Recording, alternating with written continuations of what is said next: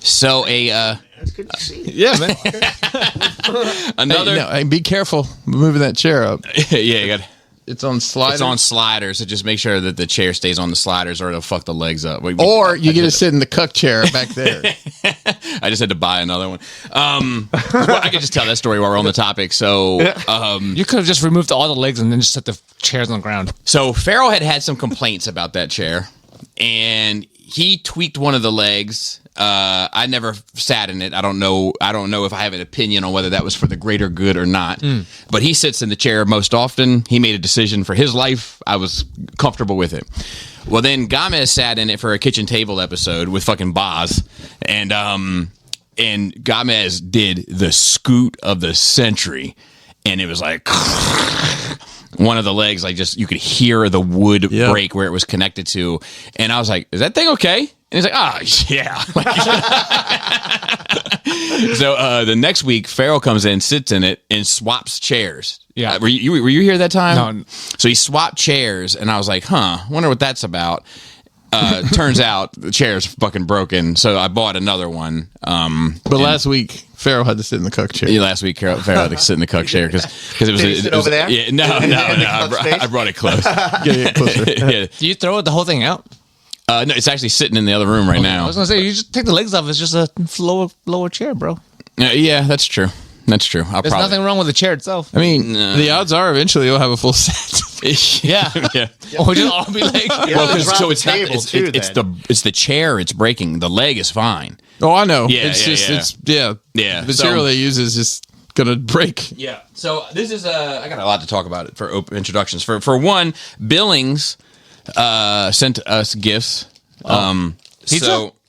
So Where's your gift? Did you already open yours? mine was a fucking hand doing this on a on a rainbow base. So it went like this and said gabagool on it. Sounds appropriate. Here's one for you. All right, so I have a Kirkland brand. oh, I love Kirkland. Fancy. Kirkland's great. Pinkerton travel bidet for bottled water, snug plugs, and poop knife card kit. Holy shit, dude! I don't know if I can get through TSA with these. You gotta put it on your check luggage. This is incredible. Maybe travel bidet for bottled. I thank you. Yeah. Thank you for thinking of me and my life in the Delta terminal. There you are. Airport reference 1, Farrell. and Joey, one for you as well. There's a note on there also on the other side. Oh, there's a set of Final 3. Fantasy Buster Sword deck box. Pulled out compartment for. Oh shit! Hello. So actually, you got a bullshit gift. I got a real one. Actually, now that I think about it, these poop knives, I mean, they're just disposable, right? Yeah, I guess so. Yeah. Yeah, and it's 3. I thought it was 3 different ones. The same. Bro, one. that's awesome. It's a deck box. There you go. Well, you wouldn't know what it is. Well, for your magic cards. Yes, you put but your it's a deck in there? specifically a Final Fantasy VII themed one. How does it for feel? Final Fantasy? Oh, the 7? big dumb sword. Yes, except like short. Yeah. Yes, the That's stunted. fucking awesome. The South Korean version. Well, thanks, Billings. You know, Billings has given me that. That's fucking awesome. I take that back. Billings has given me some other things over the years. He has given me 2 poop-related things because you guys remember the sit and squat. Yeah, the debate like with the squatty potty. Right, but I had he had the bracelet sent to me to hand out. Oh gosh. Oh yeah. Standing, which I've changed my stance, so to speak, because I'm a bidet man now. Oh, are you? Life changing. Very, very cultured. No, it's very clean butthole is what it is. But Two things can be true. they both are. And then we also have another visit from Angry Gary. Very, very short. Dude, what do you think about all the love you got on the last episode? What do you mean? I sent you all the pictures, didn't I? I love, of course I love it. I mean, it's love, right? I love love. Isn't that a beautiful I thing? told you to send a negative one. So, There was none. Well, that's crazy. I mean, You know, you're loved here, unlike that fucking sports show. I'm gonna break the chair. No, you're not. You're setting me up to fail. Like, You can scoot it up on the sliders. You can scoot it up. It's on the slider. Okay, so then what am I looking out for? You just want your mouth to be close to the mic, so it picks. We need an extension of this thing. Hey, yo, longer, Yeah, you know what I mean? Yeah, all of those things. You also came in with a Golden Girls shirt. Fuck yeah. Yeah. Yeah. Set up like a rock concert T-shirt, Set up like a rock people concert looking at this, T-shirt? it's like Rush or something. Yeah, and they're like, no, it man, does have fuck. Rush vibes.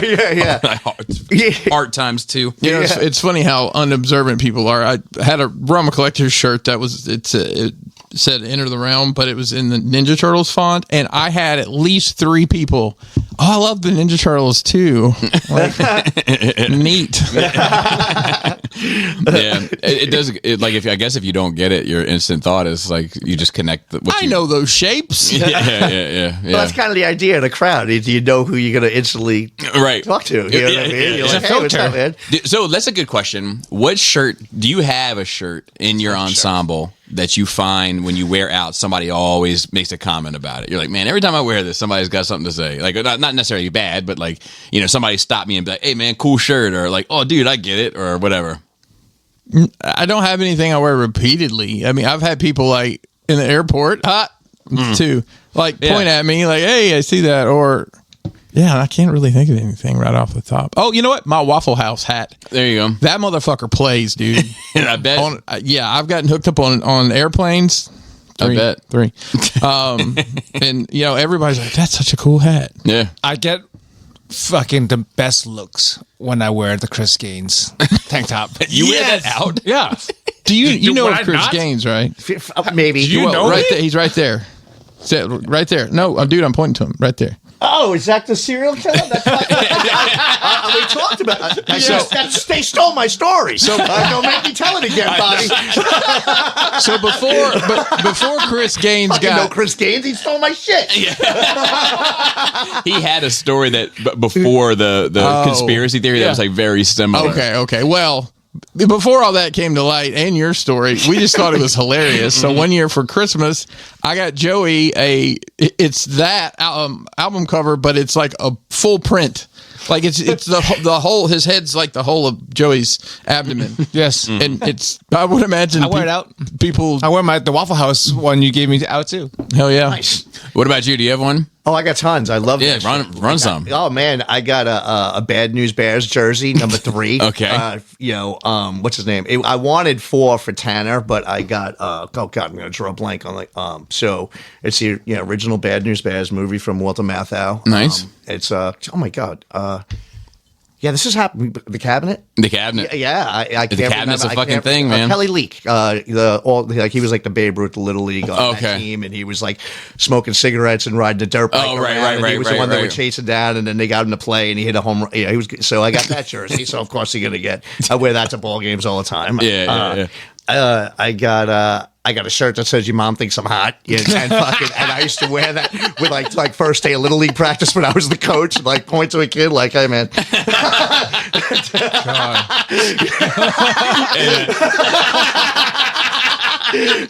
So, That's funny. I love shit like that. My wife, my wife, but so like everyone's got their things that they Sure. So I have this one shirt that and I have a hoodie of it too, and like every time I wear it, somebody is cool shirt. Oh, Bobby Nice. Skullface? Bobby I Skullface? I wish. No, they're just Damn, like that was the answer, Joey. That was the answer. So now wearing the Bobby Skullface shirt, I feel like people are looking at me like I'm some kind of like super politically charged person, and I'm making a statement about Obama. That was Why? a long time ago. Because but yeah. I used so I'll tell you the story. So Okay. A little bit of fun for history. Skullface has history. So when I came up with the Bobby Skullface shit, and to be fair, I didn't come up with it. Somebody on Good Morning Cybertron came up with it. But when I said I was going to run with it, I bought the mask, like the whole bit. I had like an angle. And I wanted like a logo, like something like instantly recognizable, instantly kind of charged. And Scotty at the time had fallen off a mopping truck, and he was like clean. He was waxing the that. top of the mopping van. Oh man, I was working that day, and he fell off and like had to go to shock trauma. Was like fucked up. Damn. And petrified. yeah. Like so. Anyway, I'm gonna going around the horn here. sorry. When he came back, he was going to go up and finish the waxing of the fucking mopping van. And I was like, you can, but you got to wear this little helmet. And I found this like little cheesy helmet to like give to him. I was like, you got to wear this when you go up there. And I took a picture of it.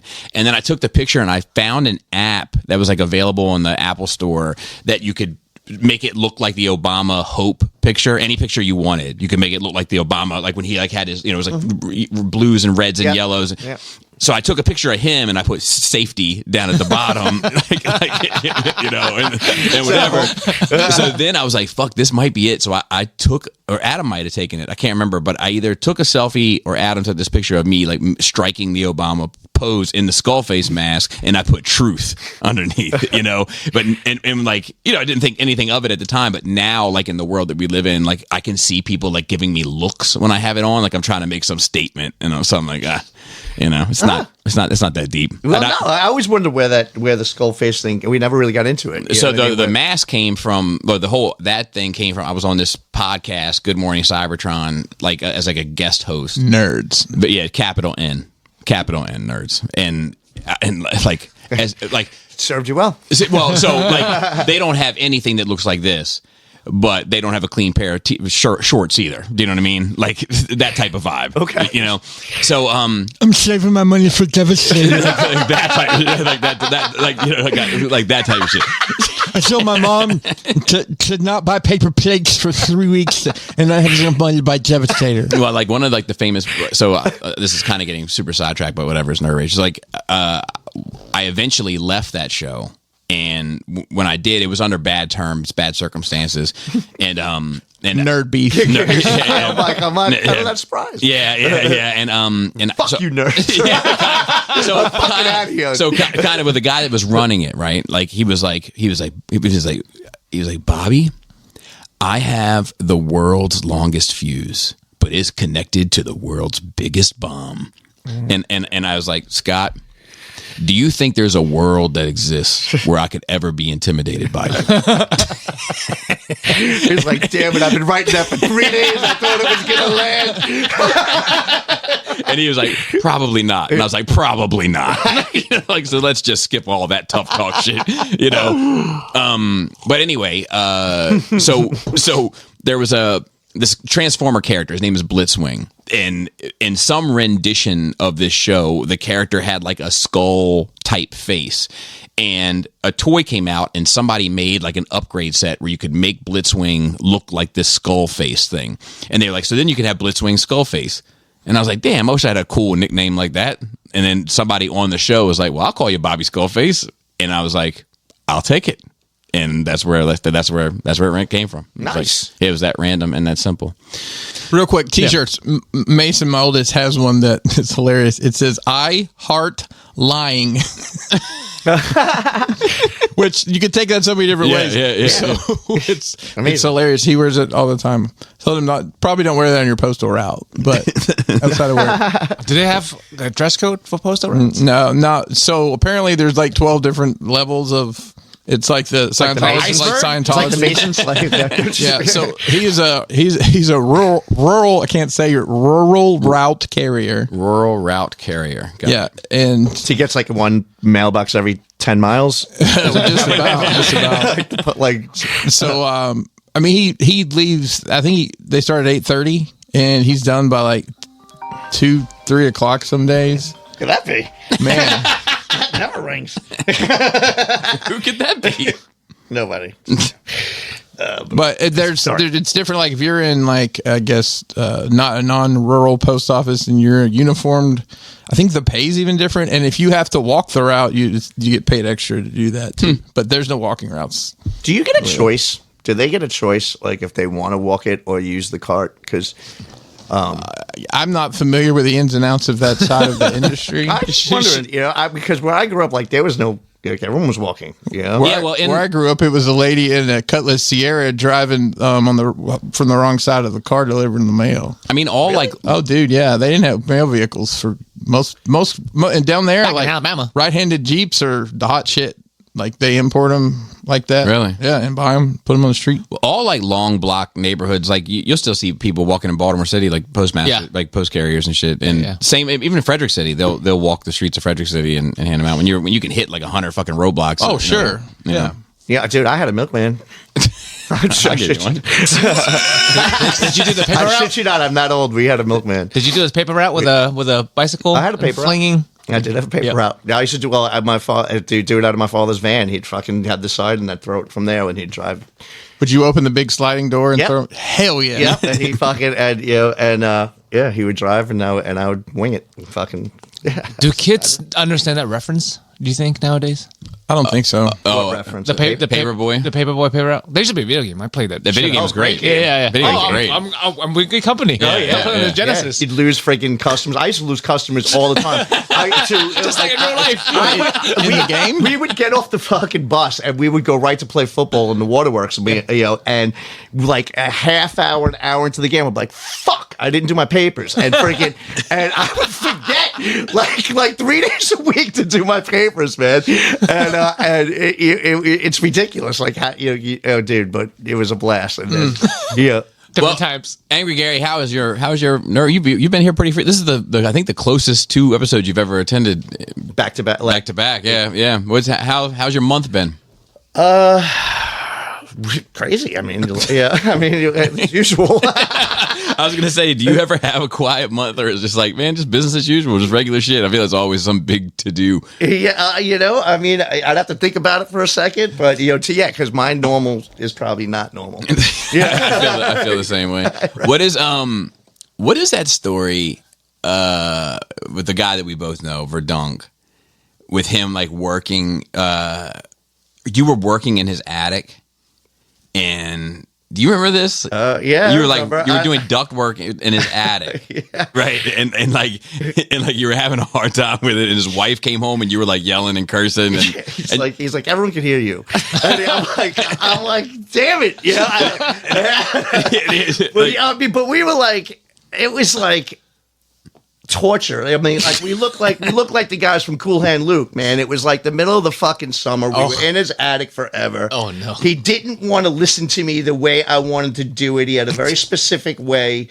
And I'm like, this is stupid. And I'm like, and I wasn't getting paid. I was just like, dude, man, like, cause I've done a few jobs. He was supposed to like do some porch. He was supposed to, but it was like, it wasn't, like, I never tapped him in. I was never like, hey, you owe me that favor back. It was like, hey, you did, whatever. It was just too much, and like I said, I know how to do some of this shit. I was like, I'll do it. Just pay for the shit. You know what I mean? But like, when you're like, just do it this way. You know what I mean? And you're coming off of like 48 hours of overtime and then driving across the bridge and kind of doing someone a favor because you're not going to tap in for this favor. Right. I'm like, no, but I want it this way. I'm like, no, but that's stupid and fucking and Do it yourself.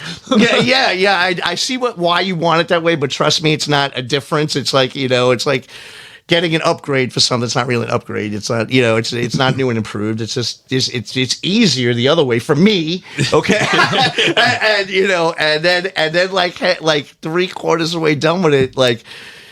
Bleeding, and that's what ductwork does to you, man. Like you're always going to end up bleeding. You're always going to end up with insulation all over you. It was like August, and we were up there for like 9 hours, and I was having to come over and then be like, you know what? We should have done it the other way. It's like, motherfucker, like fucking, don't even fucking say it. I'm like, I think I'm the only motherfucker who likes you, by the way. So that's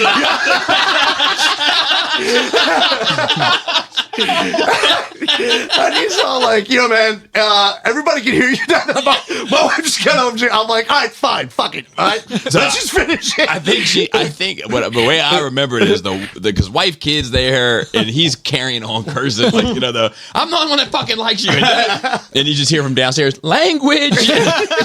And Gary goes, I'm sorry, but I'm fucking right. Everybody likes him.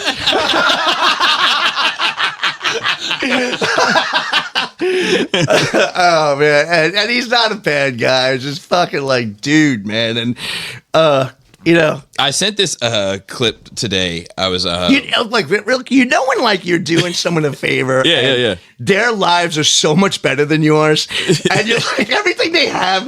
Like, hey, look at this 16 car garage I got. And look at this freaking these freaking 17 fucking guns, and I'm like, yeah, and fucking whatever. Yeah, let's continue with that favor that you're doing for me. By the way, it's like Anyway, you're just like such a stepping stone for everyone else's like good shit. All this great stuff. It does seem like you're in need of a favor. Exactly. And that's how they keep attaining great stuff. They keep getting favors from fucking idiots like me. Yeah. But like there was a thing that I came across today where it was I don't know, some kind of podcast or something, and they were talking about the kind of believable possibility of somebody coming into Gotham with a particular like villain name that might be peculiar. Let me play it for you real quick. Ready? If there was a Batman villain that called himself Batman, like he's new to Gotham, and it's funny. And Batman's like, "What's your name, villain?" And he's like, "I'm Batman." And then Batman has to go, "Well, no." Well, no, you can't do that because I'm Batman. No, I am Batman. Okay, well, has no one told you? No, I'm new here. I just left from. I just got here from Cleveland. There was a It's because it does sound like a believable name of like a Batman villain. That, you know what I mean? Well, like, you have Man Bat. Yeah, well, you have Man Bat. It's like, I'm Batman. It's like, well, Hey, wait a minute. you get a cease and desist from Wayne Industries. Anything else? Anything? You know, I gotta say this. I'm excited about some movies this year. Like Mortal Kombat? No. Fuck. But for the first time in a long time, I'm excited. Like, I'm excited about this fucking He-Man movie. It looks good. It looks fucking good. Did we have notes today? No, because I had to do another one this afternoon. So that's another thing. It's a double nerd. That's crazy. That's I'm the first. speaking to everyone from the past. So, What? yeah. So this is for 2 weeks from now because I'm going to Hilton Head next week. See Robert? Yeah, Flex. Well, I wish. So I gotta tell you what, we can go ahead and get into that too. So, I'm going down to Hilton Head to at my wife's request, because my father had a stroke in January. When did you find out about that? Like how? I'm just here. I mean, I'm out of the loop a little. So how long was it till you knew? So it was that day. Oh, okay. It's honestly surprising.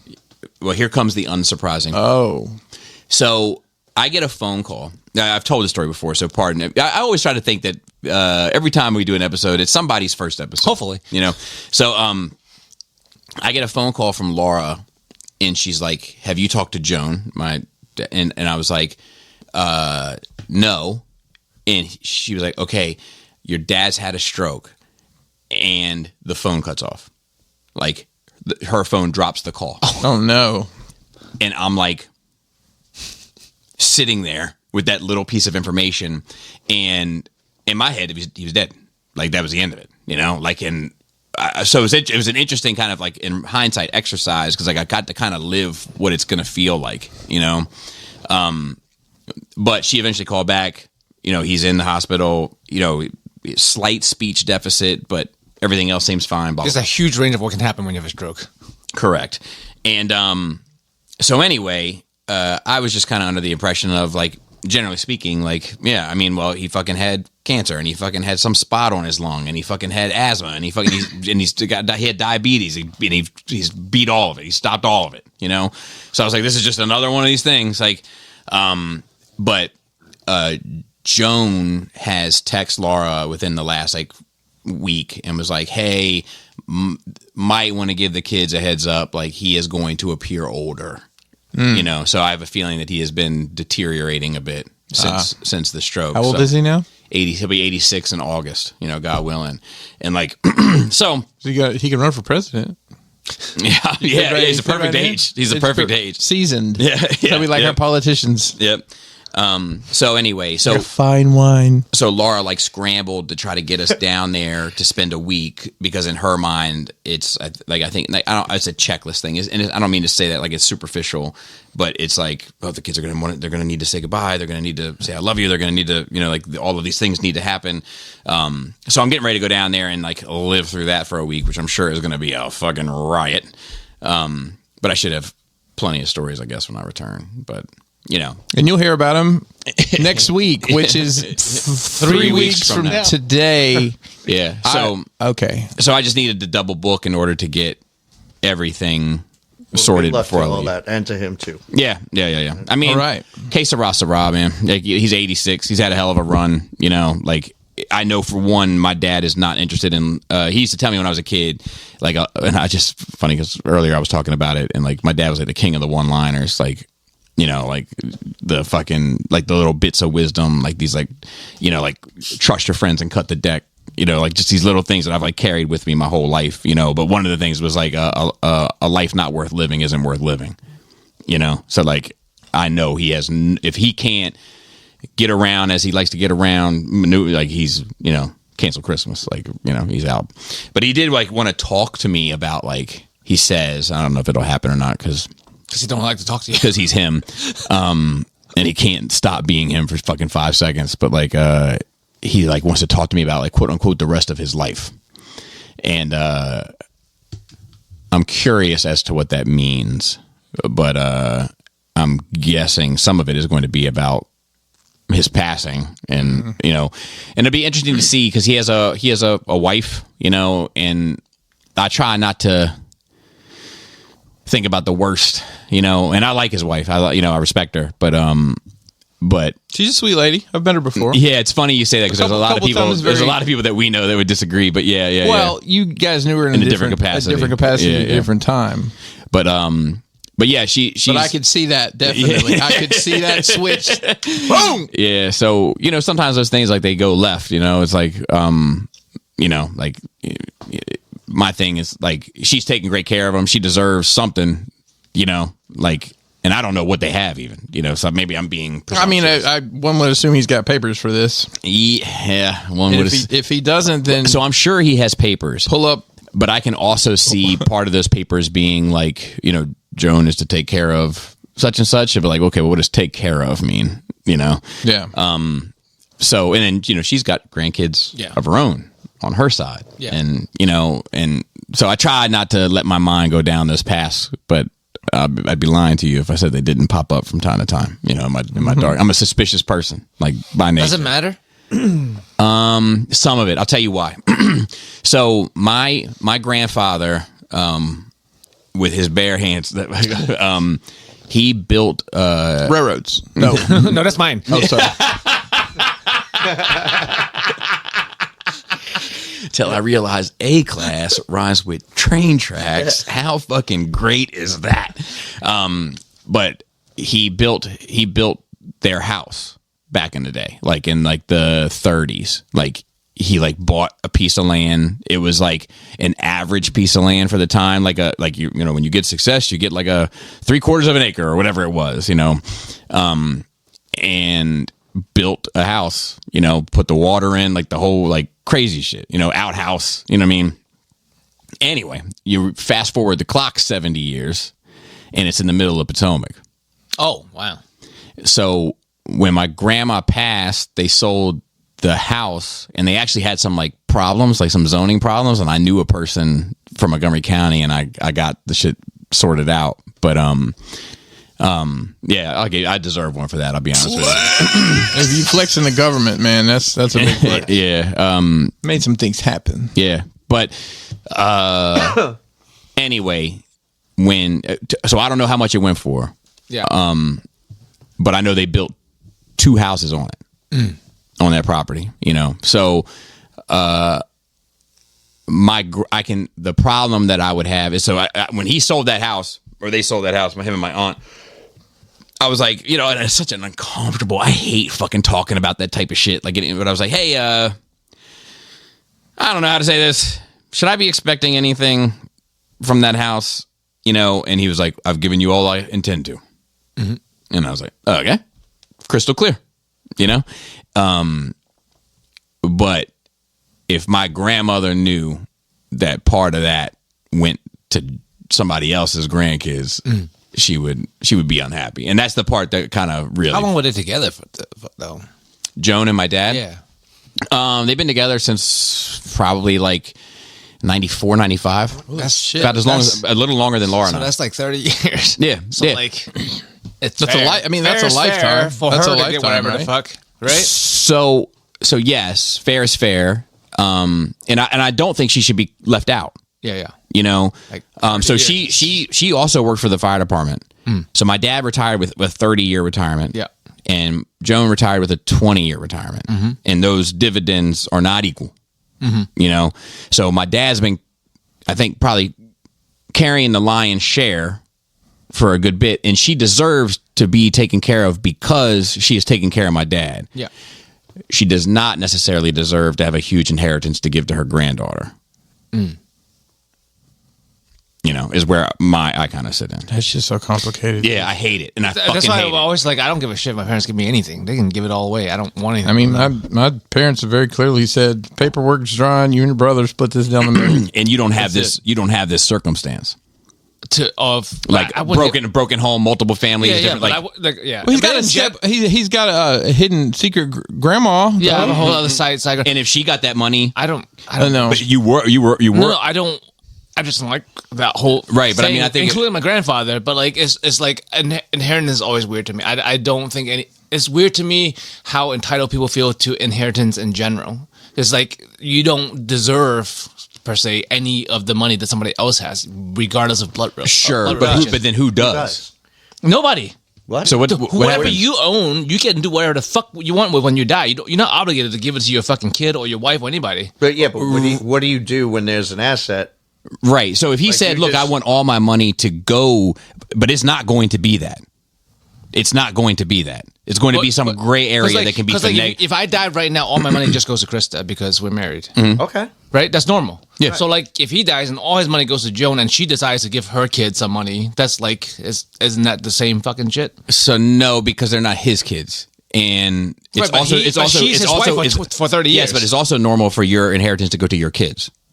Well, That's just It's that's your just spouse as first, though, right? that's Like, just as if you- not necessarily. It's not, So oftentimes, if you're oftentimes it's- married, it goes to spouse, and she'll probably take care of the Right, kid. right, but by law, if you have no papers, you have one wife, and you have kids, you die, the money all goes to the wife. right, but I 100%, guarantee. right? But assuming that Yes. they're her kids and your kids, Yeah. then, Well, I mean, then that- you know it's going to be Right. But I'm just saying, like, in general, like, the kids don't expect anything when you die. Your wife does, if there's no papers.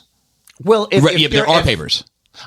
I'm just saying. If you're You know what I mean? 90 Like I'm talking about my scenario. Yeah. Yeah. You know, like but also if you're 85 years old, you're going to give it to your kids because they're in the they're going to have your grandkids. They're going to have, and that's Yeah, I have you no know, that's- perspective on that, I guess. It's my You know, so my I mean that's problem, just quote, unquote. that's just the normal flow of things. You know, I mean, you're not going to give it to charity. Why- Or you're not gonna because give it I to- don't. I mean, I'm okay with giving Or it to the charity. government. I Yeah, mean, but just that's I don't want that either. Well, of course not. right, You know right, what right, I right. mean? I mean, so I mean, if you have nobody, yeah, giving it Are to you- charity. Yeah. Okay, then are you saying that you rather your dad give all his assets to charity than to Joan?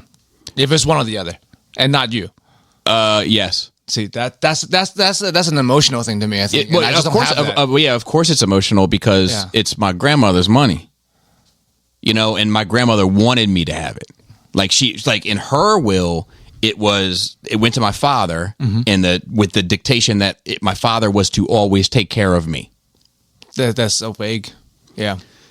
Right. So my thing is with my dad's to Joan, it's going to be vague. Also, I'm sure of it, and I'm worried that there could be some finagling where this was not the intention. My father does not want to take care of Joan's grandkid. He doesn't.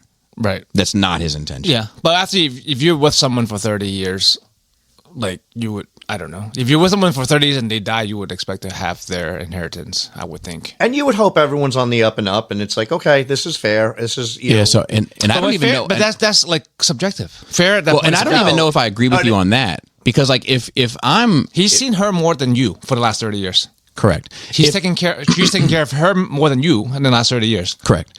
If I am to die in my old age, I don't need Laura to get my inheritance. I would rather the kids get my inheritance. But that's subjective, your personal preference. Right. Well, that's what I mean. Well, when we're talking about who gets him, you're like, it makes sense because they've been together for 30 years to just give it all to the spouse. That's also subjective. But you giving the money to Laura would in turn have that's the caveat to that because there are kids. It's different because in this scenario, don't throw anything at me. No. That Joan is your mom. They have been together since the dawn of time or whatever. She's not my mom.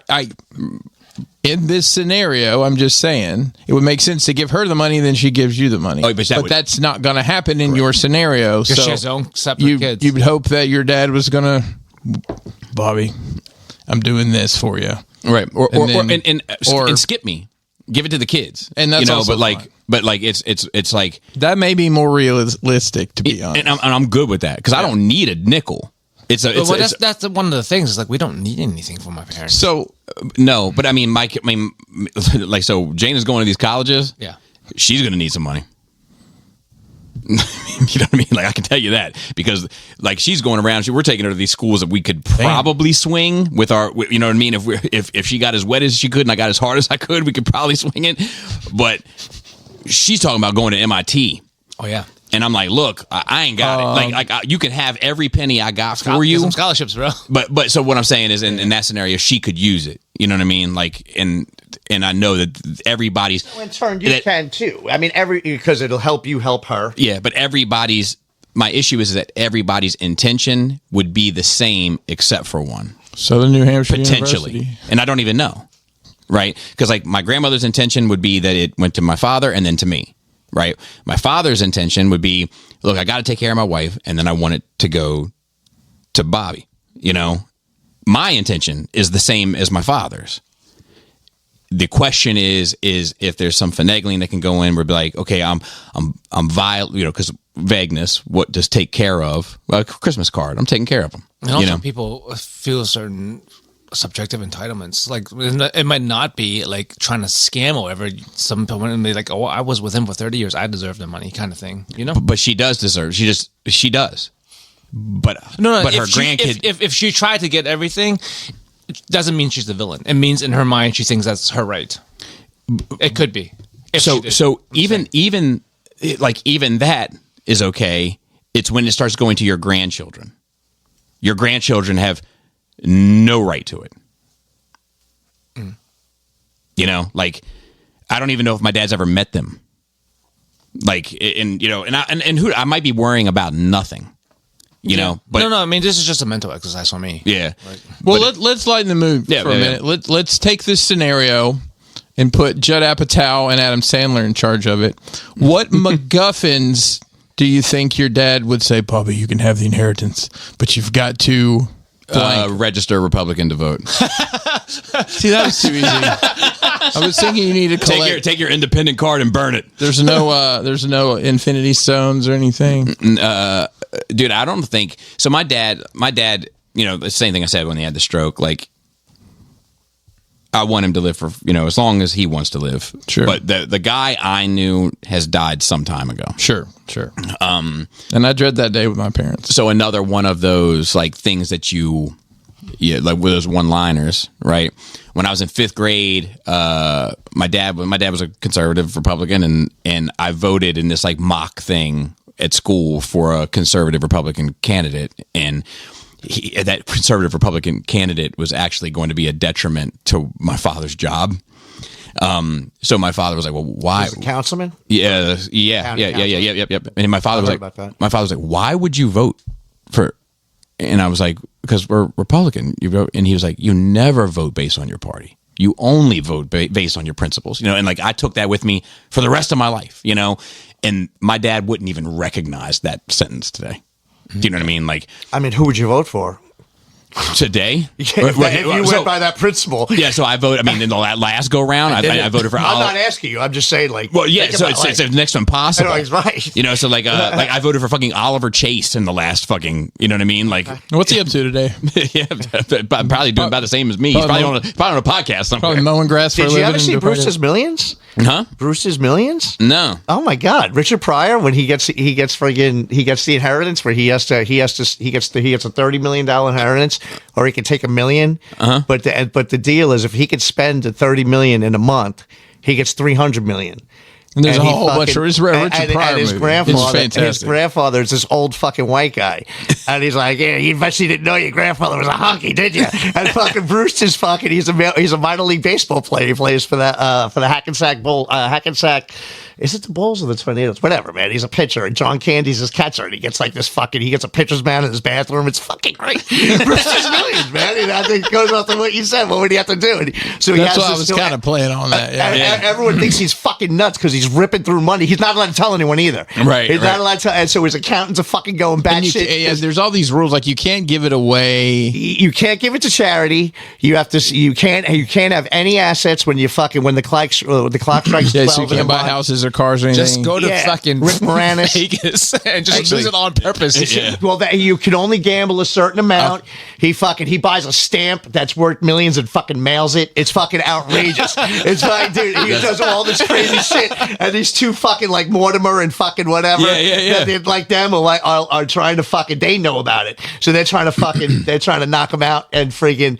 So when then he sends them the letter, and they're like, ooh, he got a stamp that's fucking whatever. It's an asset. And then they open up a letter he sent him, and he's got the fucking upside down letter. Like, motherfucker. It's funny, like Great movie. Brewster's Millions. You talking about it makes me think about like we've talked about introducing a new show. I'll tell the listeners of like Joey Farrell, you and me watching a movie and then having a discussion about it or having a commentary about it.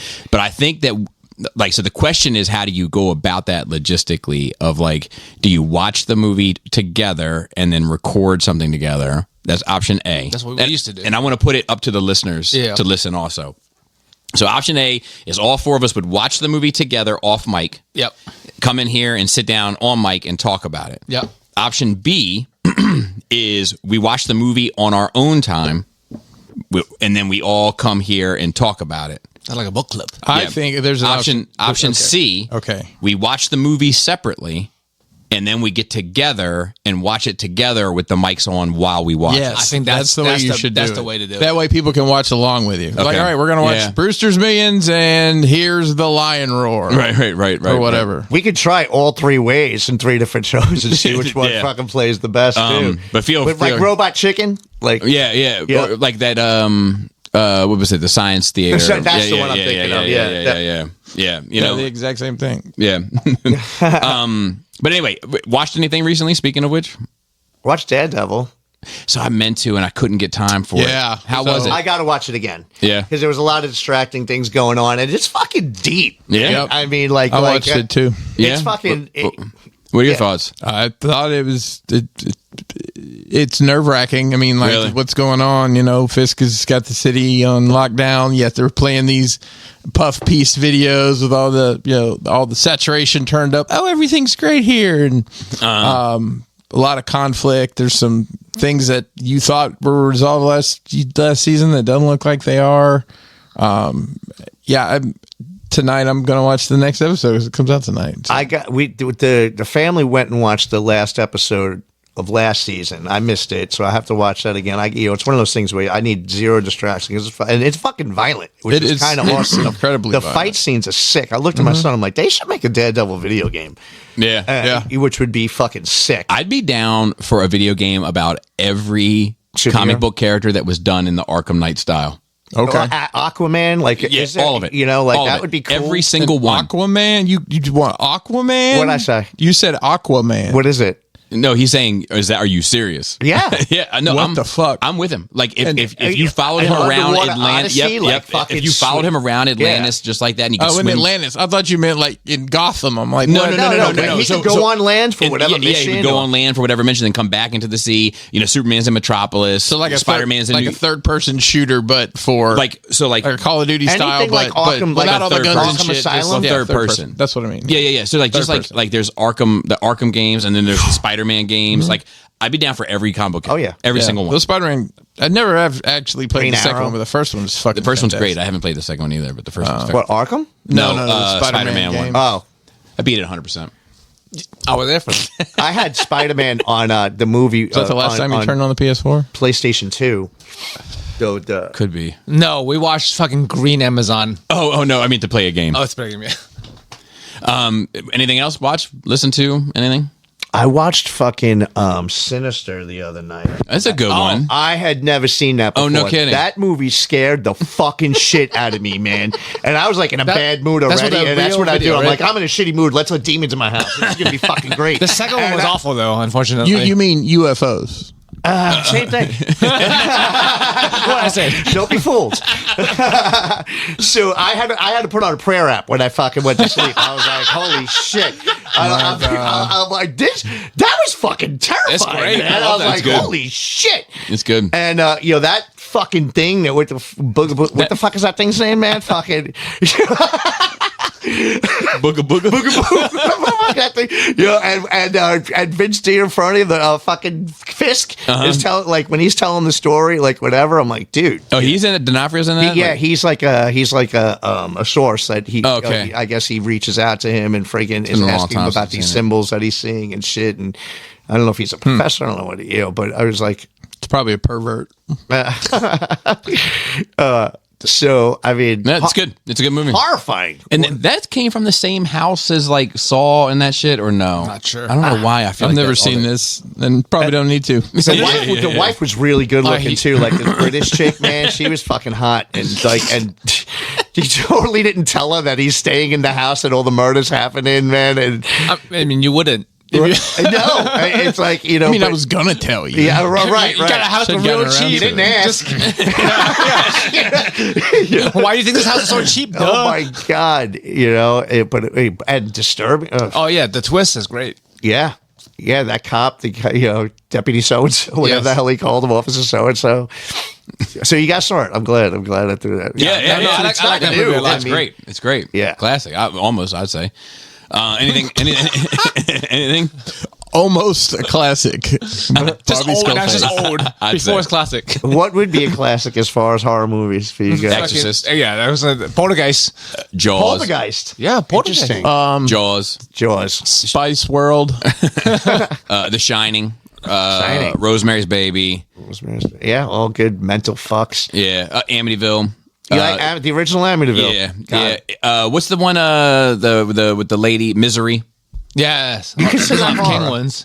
Like, Yeah. did it scare you? Like you It's scared psychological that horror. Kathy, whatever was it like in your bathroom? maybe it's obviously psychological horror, like a thriller. Maybe I don't know. If you I go, gotta if you be go to scared for it to be Blockbuster, horror. If you go If to you go to Blockbuster, Blockbuster, it's in it'll the be in the horror horror section. section. I get that, but that doesn't make it a horror movie. Like Kathy Bates is like, fuck you. What are you gonna do?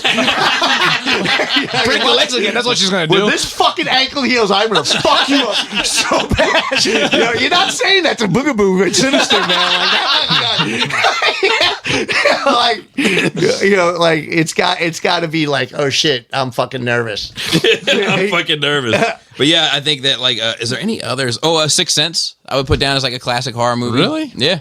Did you ever see Stir of Echoes? Yeah, I love yeah, Sir yeah, Red. yeah, That was good. a great Oh, one. good. Man. That was Bacon? another 90s hardcore. Oh, my where God, you're it was so entrenched good. in the Yeah. fucking 90s. So good.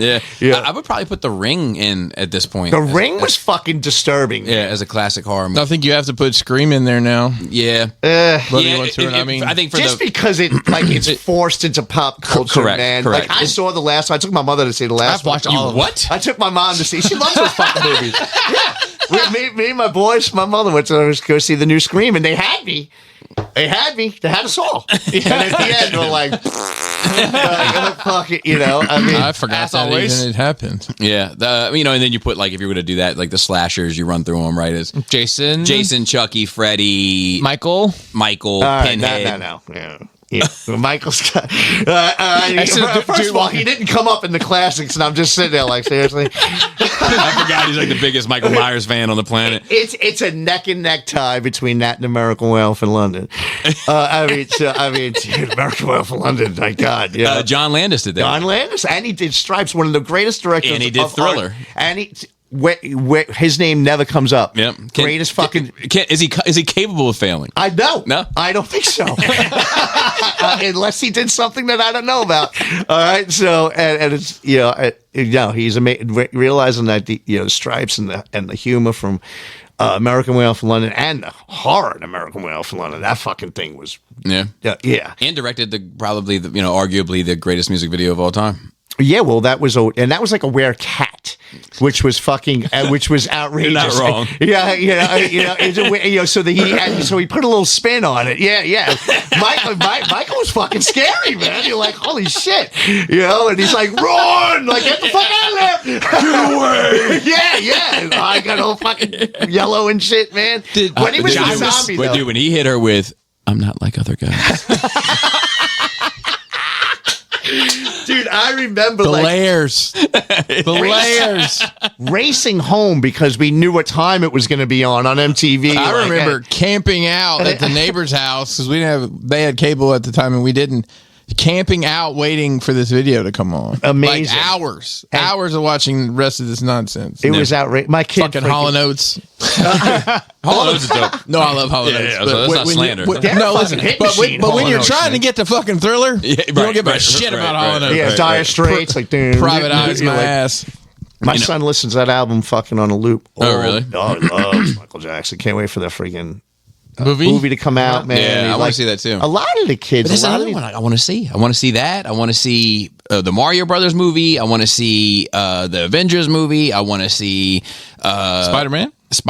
I want to see the Masters of the Universe. I kind of want to see the Supergirl movie. Like, really? Kind of. Lowercase k, kind of. I'm just in the mood right now to watch movies. So I think Is she Supergirl from the Superman movie with the dog? Yeah, with the dog. The one with the attitude. She's sassy. Of course she is. She's also like, whatever. I'm sassy, but I don't give a shit. Oh my God! When you said Perfect. I want you to talk in that voice for the Seriously? that's how we can review the movie, Oh my man. God. I'm sassy and I don't give a shit. Every time. Oh my God! That's so Every funny. time I come over here. When you said you had the Shenanigans. Hope shirt that fucking said safe, I was just thinking of Hope begins with H. Stupid. from the Batman shit. That's all I can think of. Like, oh my God. He's like, what does this stand for on your planet? Gratitude. I was a boy. Now I'm a bat. Those were fucking hilarious, man. I love that one with the penguin. It gets slept on because there's like other great ones, but like that one with the penguin when like he kills that dude in the freezer, and they're like, "Whoa!" He's like, "What?" He's like, you just killed that guy. He's like, oh no, I didn't.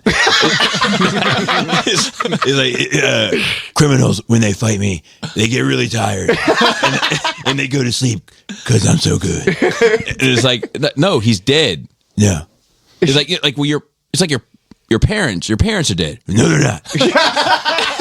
They're on a special farm. I don't think I saw it's that great, one, dude. man. And they're like, so do you remember your fish that died, Mr. Fishy? and they're like, well, the same thing that happened to Mr. Fishy happened to these men. And he's like, I overfed these men. Oh my God. Yeah, That's great. that's great. The impression's amazing. I remember the Superman one when he kept putting the glasses on and take them off. Where'd he go? Where'd he go? Commissioner. His Commissioner. Where? Oh, goodness. I'm glad you're back. So you guys want to give everybody a point of reference here? Oh, sorry, They may sorry, not know what sorry. you're going on about. Oh, shit. Sorry, we're talking about the college humor bad. I know what you're talking No, about. for the Oh, listeners. yeah. The college humor bad man skits where the guy was like played and Batman was like a fucking idiot, you know, and they're so good. You know? So good. They're so good. Well, anything else before we move on to the next guest? I went to see another movie during a snowstorm, man. And Snowstorm? the one a couple of weeks ago, man. It was like, and I had an argument at the house. I was like, "Fuck it, I'm going to the movies." And I ended up going to freaking Owings Mills, and it was like a snowstorm from fucking hell. And You went to Owings Mills in a snowstorm? Yeah, and I You need to get away, bro. With my two-tone Camry and broken fucking wipers. I thought I was like, You're a fucking lunatic. yeah, I know. And I was like, I'm spraying de-ice throughout my car in the fucking parking lot. Like, fucking, the movie was great. And I'm driving home, like, I can't see my hand in front of my face. Talk about this. I thought I had Jack Nicholson in the maze. Yeah, I'm like, I can't see anything. I'm gonna die. Getting pelted with fucking ice from salt from the giant fucking snowplow truck and shit. My sticker was getting thrown around. Anyway, it was I forgot the name of it.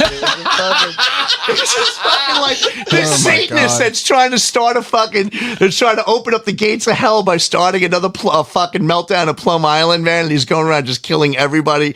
Yeah, The Satanist star? Yeah, what's that? The Satanist, you said? Yeah. It's every third movie that comes out now. Yeah. I'm kind of already kind of remotely interested, though.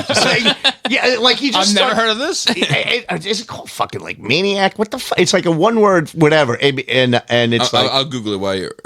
Well, Satanist tries to open. Yeah. So he tries to. So he's like he's leading up to this fucking ending. And he's just, it seems like he's killing people at random. And he friggin', but he's just this like big fucking dude. He's like, I don't know, he's a professional wrestler or whatever who played him. Was it Psycho Killer? Yes, maybe. Or they will kill you. No, so Psycho Killer. This thriller involves a Kansas Highway Patrol officer tracking a satanic. Yep, that's the one. Okay. And she's chasing him because he fucking kills. Well, you know what? I'm not gonna say anything. But he fucking. But in like one of the first two scenes, he fucks up her universe, and then she needs to fucking take a sabbatical, and she's just chasing this guy across his fucking like carnage, and it gets nuts at the end. You're like, all right, yeah, I see where you're going with that. Like a Polish slasher film. like a Polish slasher film. But Psycho Killer. I was like, one for a Psycho Killer and fucking then see the little They're car. like, you're a Psycho Killer. They saw the little car I showed up in. I was like, all right, I'll give him this ticket. We're all gonna go home now. Let's get the fuck out of here. They're like, we were about to close, sir. But you know what? We'll stick around for you. I got my denim fur jacket on. I know the one. I know the one. I'm like, give me one for Psycho Killer, man. For the listeners, Gary has one of the coolest assortment of like old beat up jackets that like you would think he like went and purposely got from a thrift store for a fashion statement, but they're just his ones from the 80s. That's great. Yeah, jeans I have from like 20 years ago that I still, because I don't throw shit away, are coming back. Those like fucking acid wash jeans from like, they're coming back apparently. The one with the fucking whiskers on your fucking crotch. I did not think they would ever come back. Wait it out. It's Yeah, like, wait it out. yeah. Yeah. Now I can wear them and be like, you're fashionable. There's only so much you can do with denim. So we got to cycle through them. You know what I You mean? get the bell bottoms, and then you get the skinny jeans, and then you get the low rise jeans. Yeah, and then, boot cut, flare, baggy, you know, like then these fucking kitty whiskers. Yeah. Fucking shit. You know, distressed, you know, like all that shit. Holes are classic. Bedazzled. But that's not so much for me. Never for me.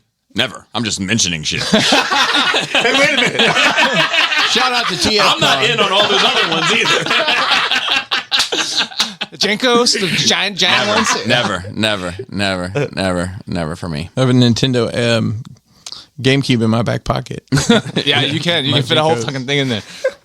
I still have. What about you, Pickerton? Anything new with you? I watched a bunch of stuff. Went on Wow. a couple little Nice. silly Good thing. adventures. Shit. Have some funny stories. So watched Daredevil, like Gary did. I tentatively watched it though. When is it over so I can watch it? I think the end of April, Oh, okay. and then there's a Punisher special that comes on, like a One shot or one whatever. shot, One yeah. last kill. One or last something? kill. One yeah. last kill. It comes out It's like a hour-long thing. Oh, and it's just a one shot. Oh, really? Yeah. Just like a comic. I'm with that. Yeah. Give me more of that. I like that. Well, I'm anxious to see what it is. Is this, are we, I don't think we're killing the character because he's in the Spider-Man, which comes out after that, so. There's a show called Paradise. Came out on season 2 is coming. I'm familiar. Yeah, so I watched season 2 this week. Is it? I was tentative. I was like, I like season 1 a lot, but Was it the finale of Paradise? They're doing a season 3. No, but no. I'm sorry. Was it the season finale? Oh, I think they just power dumped it on Hulu, all of it at once. Oh, okay. So I heard people talking that they were disappointed with the season 2 finale today, but it's a big cliffhanger, to be honest. It literally kind of hate to see it. Thanks for letting me know that. I'm not going to watch it. It explains some of what's going on, but enough where you really don't know. So just the season 1 ended with the main character had been getting these signals from they're in a bunker in Colorado, and the world has ended essentially. Everybody in a rich people bunker where it's like everything's normal. Yeah. Yes. Yeah. They have daylight, sunlight. It's pretty normal for what it is. Anyways, he ends up escaping and is flying, trying to get to Atlanta to get his wife. That's the part. Like up until that point, I love that show, and at the end, it's like, yeah, I'm gonna like randomly this guy by himself gonna fly an airliner that they happen to have laying around out to somewhere in the middle of apocalypse. Like, well, this is jumping the shark on me. So it opens in Graceland in Memphis. And the first episode is basically set there. Actually, the first 2 episodes are set. A girl that's working at Graceland, when the shit hits the fan, ends up staying there. And long story short, a bunch of shit happens. She ends up getting pregnant. And they end up going to try to save the wife in Atlanta on horseback. And it kind of gives Walking Dead vibes a little bit without the zombies and just the asshole people, which is probably the more interesting parts of those shows anyways. Yeah. I enjoyed it. The cliffhanger, maybe you won't like Joey, but other than that, I did enjoy it. I don't think it's any bigger. Well, I don't know. There's I hate cliffhangers in general, so that's a hard pass. What about the Sylvester Stallone film? Which one? Cliffhanger. With John Lithgow? I never saw it. Oh. John Lithgow was in Cliffhanger? He was a villain in Cliffhanger. He makes a great villain. Come on, Jerry. Of all the people, it wasn't Bouga or whatever. Yeah. It didn't hit me as hard as that guy. I remember as the villain in Ricochet with Denzel Washington. Great fucking villain in that movie. Ricochet was that the movie where he got the STD? Yes. Yeah. And he gave it to Denzel Washington. He explained to his dude. Yeah. That movie was fucking nuts. And he was tied up in bed, and the villains had him. They tied him up to a bed, and they had like a prostitute that had an STD, like basically arouse him and then rape him on this bed. And like he was like drowsy and like sedated, but he was like coming out of it. And like I was a young kid, so of course like I was fucking like fucking take me instead. You know? Like, I'll take some of that shit. Yeah. And I'll never forget. Like I've only seen that movie once, and it was whenever it came out on VHS. So I was a child. When she gets on him, he goes, no, and she says, you might say no, but your little friend is saying yes. And I was like, so true. I don't know what I'm supposed to do, but I feel like I'm supposed to do it now. Yeah. Dude, I remember Cliffhanger. Obviously I remember the High Line, and they were and the helicopter. Yeah, that was like a I want to say like a redemption, but for Stallone. But that was when he was starting to make like people liked it, like it did. It landed well, you know what I mean. And then, I don't remember John Lithgow was good villain. I don't know if you watched Dexter. He was the Trinity Killer, man. He was fucking scary, horrifying. Yes, yeah. That's what I'm saying. John Lithgow can make a very good villain. Oh my god, he was so nice to his son, and then the doors closed, and then oh my god, when he was in a bathtub with the oh my god, great killer, dude. But we binge watched all of Dexter. Young Denzel, man, it was like, and so, dude, like fucking like.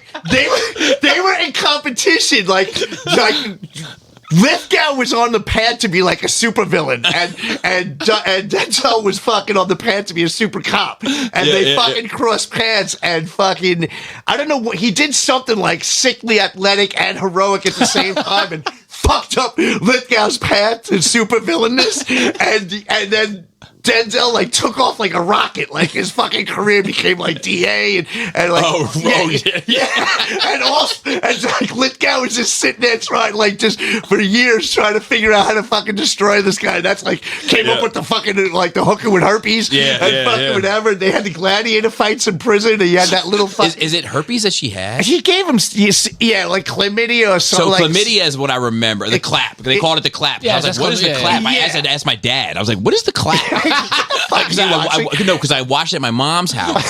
Of course. And then I came back to my dad. I was like, what's the clap? Yeah. Oh my god! What else did you watch, Pinkerton? Wow, let me see if I can transition.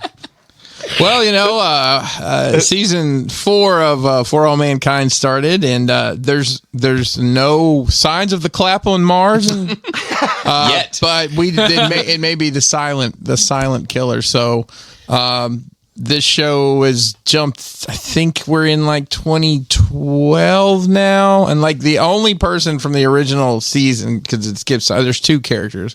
One of them is an old lady in prison, and the other one is an old dude that's hiding out on Mars because he's wanted for crimes on Earth. And we're starting the Mars Revolution. The rhetoric on Earth is. Earth comes first, and the new president's just like, nope, Mars people, we're not. There's just all this iridium mining, and it's taking jobs away, and a lot of the goddamn Martians taking our jobs. That's what it is. So I enjoyed the first episode of that. And it comes out on Fridays, which I think is just strange that a streaming show comes out on Fridays, but it's on Apple. And then I went out of my way to find the 1994 cinematic masterpiece, Street Fighter. Oh, yes. I saw it once in the theater. Oh, my It's goodness. so good. Let's talk about it's this. not. I love it. With It's so Jean-Claude bad. Van Damme as Guile. It's so Yeah, bad. no. It's so So, terrible. it is- I love Remember it. It is so Yes. it is so obvious It's so bad. that he was so coked out of his Yes. mind that most of his scenes That are Van- with just him and goons. Van Damme was? Yes. Out of his mind? Yeah. Yes, Yeah. like He was out of here. and Raul Julia is literally dying. I mean, it's Raul actually Julia sad is to freaking watch Bison. it. Yeah. It's sad to watch it because from But the beginning of it, he fucking killed that role. But though. I mean, by the Killed time every role. you get to the end, he's just skin and bones. It's Yeah. like this poor guy. He's actually out here fucking trying to, whatever, Be a badass. be a badass, and John Claude's like, "Hey, you go do this." It's just like, just that's the wrong accent. And then Jean-Claude. well, I don't flag know. tattoo, I don't know. asshole. Because the motherfucker's got his Belgian accent, and he's got the USA tattoo. Yeah. So That's all the main characters are there. Yes, to start they're with, but there. they're not in They're- their place. Like nor the E. personality Honda either. is the camera. Yes, he's the a cameraman. Yep, he's a reporter's cameraman.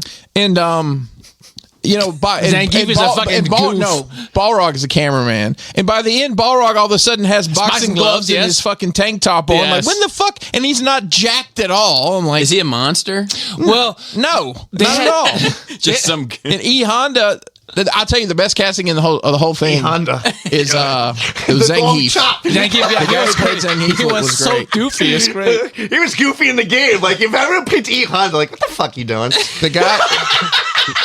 Hey, Nobody picked E. Honda. I did. You're like, I'll fuck you up with E. Honda. I will fuck you up with E. Honda. You wouldn't fuck me up with anybody in that game. What time you coming over Any tomorrow? fucking time you want. Do you want to play? Do you want to play the PS1, the Except for PS2? fucking Vega. Fuck Vega in that game, man. And like that's fucking bullshit, all right? Off the fence Vega. Like, you can't, it's so stupid. I will say the one character I didn't see, I was like, where's T-Hawk? And then all of a sudden at the was there. end, He was there. all Yeah. of a sudden at the end, this dude with a fucking braided fucking headband on, and he's like, he looks over at the camera and a tear comes. almost the only way I saw him, I'm like, who the fuck is that? And then all of a sudden he's like, thanks, T-Hawk.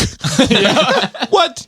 Yep, and at the everyone end, did it. at the very last shot of it is they all do like their taunt pose from the Yes. game together. I'm like, Jesus fucking Christ. Oh, so it was good. fantastically awful. Masterpiece. I don't know who T-Hawk is. He was in Salk. he was in the Street Fighter 2 put out like a super version where they introduced 4 new characters. A guy that looked like Bruce Lee, Cammy, she wore like a thong, and Everyone knew Cammy. yeah, and and then T-Hawk, and then DJ. He was like a Jamaican dude, had like long braids and everything, kind of like every one of his characters is like every one of his characters is like a living, walking stereotype. Every Street Fighter character is, even the original one. Yeah. We don't call him T. We call him Thawk because it just looks like T-Hawk in the game. So we call him Thawk. Okay. It's supposed to be I'm Thunderhawk. I'll kick your ass. I'm like, wait a minute. There's players that I don't know.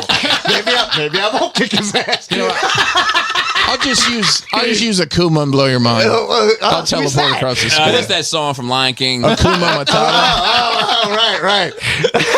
So there's a lot of lore to unpack that I'm not going to do right now, but So I like Sagat. I like Sagat. That plays fucking great. Tiger. Sagat's like a fucking cheater, man. So Sagat is so OP in the game. Sagat in this movie, you meet him. He's like the I guess the mafia boss that runs the underground fight club. Yes.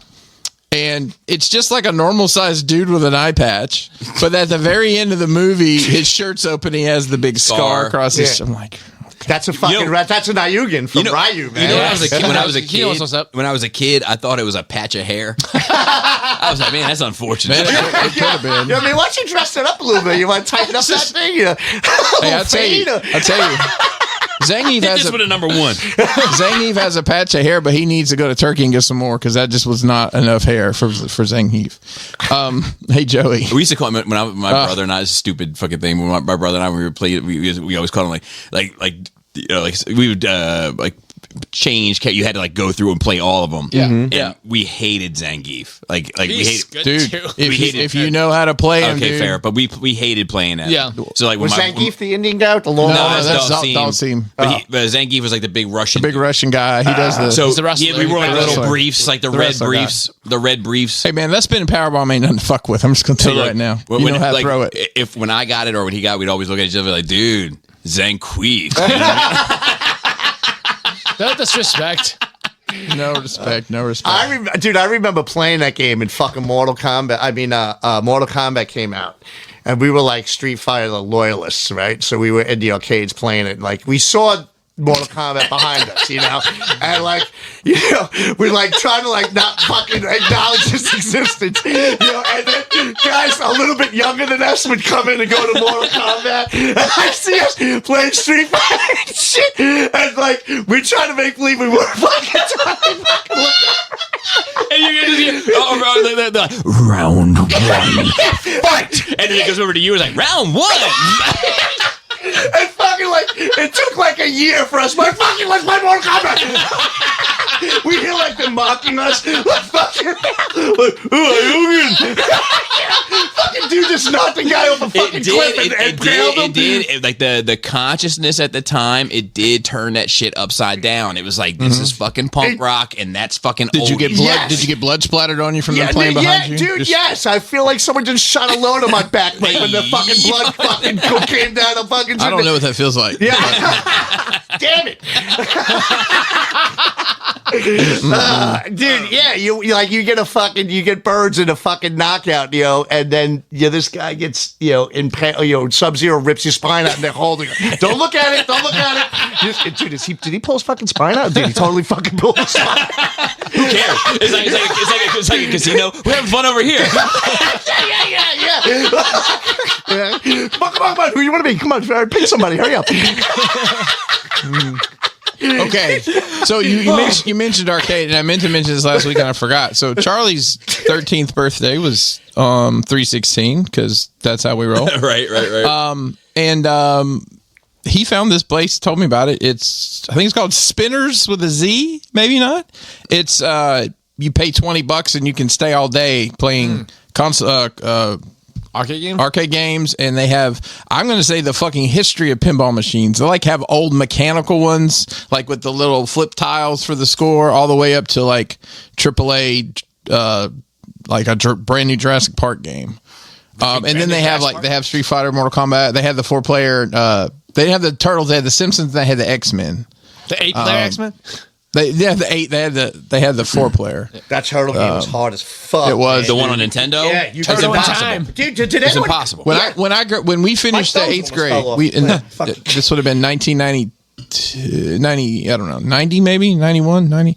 Me and my buddies, the last day of school, my mom took us to the mall. And we each brought a roll of quarters and beat that fucking game. That was the whole. We spent just have to throw money at it. We Just spent keep throwing money at it. I had $40. it on Nintendo. I know. No, that one on Nintendo was impossible. Well, it was the same. You'd have to go. No, in. hell Everybody no. had to No, be was full it different? power. Yeah. Oh, Oh, yeah. you're talking about like the swimming underwater bullshit. Yeah, That was so, that one. I was never good at that. Hey Joey. Nobody was. Hey Joey. Yeah.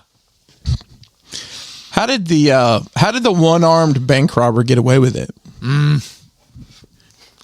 You tell me. Single-handedly. Bitch. That was a pretty good one. I liked it too. Pretty good one. I like it too. It's not as good as the telephone one. That one is still the fucking best. I told that to somebody else and they didn't get it. They're like, They're "Don't not get it." smart enough. Maybe not. Maybe. I had an interesting weekend. So Charlie has his online friends all live in about 2 hours away in Virginia. Turns out he somehow infiltrated this like group of kids that go to school together. Like, I guess he became friends with one of them online, and then next thing you know, they're all, oh, here's all my friends. So he went down there. Kelly took him. She stayed down by herself, which I was proud of her for being able to do with everything. And she said, "This is his Roma collectors. These are his, his people, right? So he had a blast. They had a really good time. That's cool. So while that was happening, I was looking I wanted to buy some clothes. So I went to took my daughter with me, and we went to the Clarksburg outlets. Okay, they're not hateful. It's fine. Yeah, but they're not like there's plenty of bad outlets. Well, I'll tell you, there's a lot of stores that have closed there. Yeah, but there's like an All Saints there. There's an All Fifth there. There's an Uggs there. There's not an off Fifth anymore, brother. What? What? Guess you should have gone there more often with your off Fifth ass. It was there in December. It's not there now. Wow. Yeah, that whole upstairs end is like majorly vacant. Really? Yeah, I got my heart broke at Polo because, not everybody carries a big and tall line, and myself being a connoisseur of big and tall things, I go in there and there's true. There's no big and tall. And I asked the lady, I'm getting this. and she said they consolidated all their big and tall in the market to one store. She's like, it's only 30 minutes away. I was like, but I'm here. Right. It doesn't help me. That was disappointing. Yeah, I mean, he's kind of ran through a couple places. I didn't buy anything, to be honest, there. Went to the Frederick Mall with her also. She needs some jeans. Yeah, that's not a flex. Dude, you go to the Rock store? I did not go to the Rock store. I always stop by the Let's Rock see. store. Always. You ever been to Frederick Mall? They have a Rock They have a store. Rock They have a store. giant What's a fucking rock warehouse-sized rock store. It's Like, literally you like can buy rocks. rocks, polished rocks, like the ones that have like rocks. gyms. Yeah, first time I went in there. I'm convinced they go out back and pick up a few and like. Mix it in there. So the first time I went in there, I asked him, "Do you have Van Halen?" She's like, "What? It's a rock store, isn't it?" She's like, "Funny." That's good. Yeah. That's Yeah. good response. That's exactly what you should get. So Ain't talking about love, man. I ain't talking about love, man. That's what I'm talking about. Mason had some of his buddies over that night, and it was just. It's always fun seeing him with his friends. I think they played Super Smash Brothers for 3 hours. Damn. From work, from there's postal routes. Actually, this is one of his last remaining high school buddy. Oh, he still has one. And he's actually merged a couple. I'm proud of him for doing that because that's not always easy, right? Genetic engineering. So he's got a Target buddy and a high school buddy. And you merged them. Yeah, and they hung out and had a good time together. So all good there. The next morning, it might have been one of the most horrifying experiences of my life. I went driving with my daughter for the first time. She's got her permit. Yep, I've been there, bro. She did. It's not congratulations, but thank you for thinking it is because she's got to re-up her permit because she's not gotten her hours in or whatever. It's okay. So and she wanted. You're so supportive, dude. Thank you for being supportive. That's okay. If that was the biggest problem with all this, it'd be fine. So she actually did really good, except like she wanted to go to Duncan, and we went to Eldersburg. And there's this, you had to turn and then immediately turn. And some of those Duncan parking lots is like, who the fuck is actually going to get a car in here? Yeah. It was one of those, and she's like, that was the only part I felt Like, Dude, this so- could be bad. Jaina goes for her test. I mean, as of when this comes out, she might have already taken it. Like, it's in the middle of April. Has she like changed her stances? She used to hate driving. Yeah, so because now she wants she for whatever something clicked for her, and she was like, "Oh, I could go." That's what I was telling her. You can go anywhere you want. And she was like, "No, I don't want to drive." I'm like, "What do you mean you don't want to drive?" Joe, I've taken that horse to water many times. You can go ahead. Bro, once I started driving, I never looked back. So I didn't start driving late. I started driving when I was 18. Well, 17. 16, bro. 17 and a half. And actually, that's about what she is. But like, yeah, she's going for a test. So we'll see. It is easy. They just give it to you now. You know what I mean? You don't even have the parallel park. You got a parallel You don't got a parallel park. park. There's nothing to Learn it. it. Parallel parking to me is like that's when you have that's a Control of the car. sign that you Yeah. have control of the car, and I feel like at the very least women should have to do it. They're still. Wait, are you taking Pharaoh's place because he's not here? My goodness. I know I'm plenty. just kidding. Pharaoh is usually the woman hater. No, you're not. So I'm kidding. every time we Enlarge does the lion's share of the driving, but like every time we go past a parking spot, I feel like in Snatch, she's like, "That one's too tight." You know, or then there'll be one that's like that is too fucking tight. Yeah. And she'll be like, "Let's try to squeeze it." And I'm like, Yeah, not spatially how are we aware. getting out of here? Yeah. I can't get out of the car. Open up the back. Tunnel out. You know, I used to give my dad shit for parking way past the cart corral at Walmart or wherever we're at. And now I'm like, yep, I get it. It makes a lot of That's sense. also how you not get your car fucked up by everybody who just fucking It runs doesn't into you. matter. If you put your car in a fucking bubble, some dipshit's that's still true. gonna fucking tow Sure, you. yeah. But I do sometimes I'll do it now. Like, I'll be like, you know what? A little extra walking isn't going to kill me. That's just get your steps in. Get your steps. You know what I mean? So Kelly was on her way back from Virginia, and she calls me panicked because Verizon dropped service, and she didn't know where the fuck she was. And I'm trying to like talk her through. I'm like, I don't find know a where highway. you are. That's why I said you need to get on Just find a 495 and get on 270. You'll see signs. That's it. We were just talking about this, how you don't have to have a GPS last week. Yeah. Or was it 2 weeks ago now? Lord, I do. you can just drive. You can just keep driving and you'll hit something.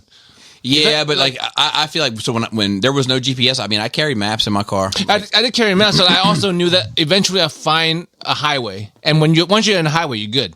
So like For me. so I feel like If you hit like 495, 95, or even 32 or 29, yes, you get to go. those. But every now and then I'll be like, there's a highway 17. You know what I mean? Like that's what I'm like, man. I might not know where I'm at. I mean, think about me doing I always think about this. Like when I moved up here, I took over this territory, which was all the way up to New York City, which I'd never been to prior to coming up there for work. Big city. And I don't know if I ever told this story. There was an old guy he actually retired that year, and I didn't even know he was going to retire. When I took the position, he's like, "Hey, I'm going to send you contacts for all your customers." My man had business cards that he scanned in somehow. I don't know how he knew how to do that, and emailed me these business cards instead of like typing it out. And you know that Norman Rockwell painting of the sailor where he's getting the girls' names crossed off? Yeah. Several of these look like, it was Jim Jones, parts manager, scratched out. Tom Smith, parts manager, scratched out. And just all the way down, I'm like, what the fuck? And he sent me he brought me this box of paper files. What is this shit? What am I supposed to? And I asked him, well, what am I supposed to do with this? He's like, you can just burn it. I'm like, okay. And then when he retired, he covered the PA territory. He's like, hey, will you give this to whoever comes next? I'm like, sure. And it's at my garage. And when the new guy took over, I met him. I'm like, hey, I got something for you. Here you go. He's like, what am I supposed to do with that? Just burn it in your backyard. He was a very old school guy. Yeah. It just reminded me of that. So the silly thing about it was, here's Charlie sitting there with he got a new iPhone for his birthday. So what he probably doesn't know is I think it was a free upgrade. So I just found out recently. What do you think the percentages are of iPhone users versus Android users? Like 50-50. No, I think it's more iPhone. I think it's probably like 70-30. Yeah, probably. It may be 80-20. 80-20 who? Well, iPhone, obviously. Yeah, that's how it gets. So I would have The guessed sheeple. I would have guessed 60-40 iPhone. Yeah. That was my guess. That's higher than that. It's 70-30 Android. Hell yeah. You know why? You know why? Globally. Oh, globally. I'm sorry. Globally, I've yeah. always had an Android up until too. about 2. In the states, it's an Apple market. But- I've got Japan I've got too. Japan's both, almost and all I hate Apple. the iPhone. Really? They don't Me even have too. accessories for well, no, I Androids. have work They're, phone. they're just happy because of how they treat the phone. Chinese workers. I prefer the I think they just don't want Samsung because it's Korea. the thing about like I don't think it was the storage for the Android, but I liked it. I like the camera for the Samsung. I like the friggin' you're the one who actually got. You're like it's so much easier, and I'm such a fucking Well, specifically idiot. because he would be like, I can't work this. I'm fucking it's technology and da-da-da. I'm like, That's dude, what it's for. And so, and I've been like, dude, I'm technologically challenged. Yeah, I'm technologically challenged also, and the iPhone is it speaks to me. you Yeah. know? That's why it's so popular. The last thing I wanted to mention is, let me think here. By the time this show airs, hopefully our astronauts are safely back from their 10-day journey to the moon. Do you guys know we're shooting people to the moon tomorrow? I did not. On April 1st. It got scrubbed. On April 1st. No. Wait a minute. Hang on. I'm just as skeptical as you are, but it got pushed. They scrubbed it, I think, about a month ago. So it launches tomorrow. It's a 10-day journey. They're slingshotting. Yep. They're slingshotting around the Earth, and they're going to slingshot back around the moon. Get Be more the speed. furthest. So that's more of an orbit. They're not stopping. They're not going not to the hanging moon. out. They're going around. No, They're not hang doing on. the fake Neil Armstrong thing. So, like. so this is a multi-year, Bungee multi-step cords. process. Artemis 1 went and basically did a test run a couple years ago. This is Artemis 2. That's a manned crew that's going the furthest in space anybody has ever gone. Yeah. It's 4,000 miles on the other side of the moon. Yeah.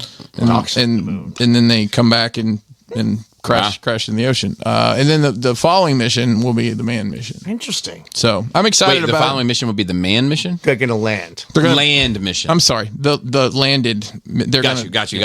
On the moon. on the moon. Be a lot easier to fake Which- this time. Well, you're right about that. I don't even know. I'm like, oh, the fuck knows. Maybe So- it happened, maybe it didn't. Well, Yeah, either way, I'm good. Maybe that. It's true. It's true. Do you believe in the moon landing? They have used telescopes from India and Japan to look and see our shit is there. So, currently. So yes. What does that mean? Yeah, that's fair. That's fair. Our shit is there. What, did the you look flag through the and shit? telescope? So, like, did you watch the nuclear bomb go off? Well, all I'm saying is, I don't know. Do you think Kubrick did it? A Space Odyssey. Have you heard? No, but 2000 have you heard that like the? that he directed the moon landing? Yeah. No, I yeah, never heard that. I've heard that. Yeah, that's like the popular theory with it. So I know they you killed him I'm, at the I'm not Eyes a Wide conspiracy Shut. theorist. Generally speaking, I don't believe in conspiracy theories, but like that one is a tricky one. Because there's no such thing as Well- a conspiracy theory. It's all true. Thanks, Mel Gibson. Thanks, Mel Gibson. Or well, so as awesome as it is that we're doing this, our friends in China are probably going to beat us to the moon. Yep. They've been busybodies over there developing their own doing rockets. a lot of shit. No, Like, they just stealing our shit like they always do. Man. Actually- let's reverse engineer that shit.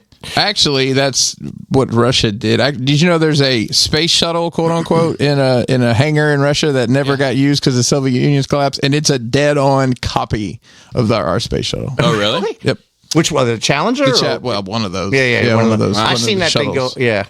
I just remember we were talking about Street Fighter. And I remember they used to always like say the country, like Japan. There was USSR. Yeah. I just remember that. Yeah. like- That's crazy to think right? about. Yeah. That's Yeah. no USSR Yeah. now. Yeah. Planet gave Yeah. us a completely different map. Yeah, that's true, dude. Yeah. USSR. And then you Yeah, get a fucking thing. USSR. So there's Hard, a- like There's a globe from my childhood at my parents' house that I look at when I'm there. And I'm like, there's a lot of countries on here. There that used to be don't two exist anymore. Germanys. I remember when I was a kid, there was two Germanys. Yep. Yeah. And there was like one Didn't work out for Czechoslovakia. any of those fuckers, man. Yeah. It's like, yeah. There was like one Czechoslovakia instead of a Czech and a Slovakia. Yeah. Yeah. Yeah. I guess that's it for me. Joey? Oh man, I didn't realize this was a normal show. Yeah. I'm on season 5 of Fringe, so almost done. I've got like maybe like 10 episodes left. I'm still loving it. Oh, it's a fringe benefit. Fringe. So would you say it's fringe with benefits? First day. That was quick. One of the episodes was making me think about like the life of a a twin, like twins, how like I never thought about this part of it. It's like when one of them dies, it's got to be really fucked up for everybody else to see. Like, say your wife is a twin. Memory. Like your wife is a twin. Your wife dies, and you fucking see her sister all the fucking time. Yeah. That's fucked up. Yeah. It's not unusual for that to work itself out. Yeah, I'm serious. That is fucked up, right? You just think about it. You just so I got a buddy. I never thought about that side of it. This guy that I was kind of like I always feel weird talking about it because like sometimes I feel like people are like, oh, I was closer. You know what I mean? Like, but like Richie, right? Like I was pretty close to Richie and Cat. Oh, and like and his passing fucked me up, you know. And then now I know his son. Tyler specifically, that like really reminds me of him, you know, and and he's far from a identical twin, but he's certainly his father's son, you know, and like it fucks me up sometimes being around that dude, you know. So imagine a fucking twin of the guy. Correct. It's kind of awesome though. You know what I mean? It especially is. when it's not like you what if that guy sit sucks back and now? enjoy it. The good news is he doesn't. Oh yeah. He said, "What if the guy sucks?" No, but you say this is father's son, so we clearly can't. You know, so it's like wow, like it's like. Well, what about the opposite? Your op has a twin, and your op dies, and you're like, "Fuck yeah!" Oh no, that dude's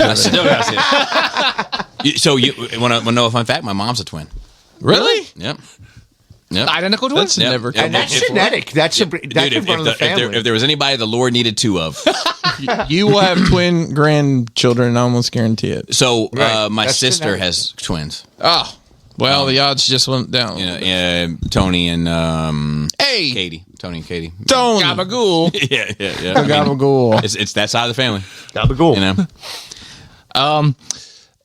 I had a hard time with something at work this past week. Oh, nice catch. Nice catch. Cat like reflexes. Hell yeah. But like I caught a big error at work. A big error. Error. I thought you were like in your sourdough era, dude. That bomb error. And like I had to report it. I had to report the error, but because of pharmacies, every single step of everything is fucking signed for, and like one of my peoples that I like a lot, it's their fault, and I'm like, fuck, and I had to. So I mean, I went up to them first. I'm like, look, this is what happened. I have to fucking report it, just to give them a heads up. But like, were they understanding? Yeah, they weren't mad at me at all. They were mad at themselves for fucking up. But it's just like it feels bad. God, do you think they're going to be okay? Like, I put 6'8" instead of 6'7". They'll keep their job.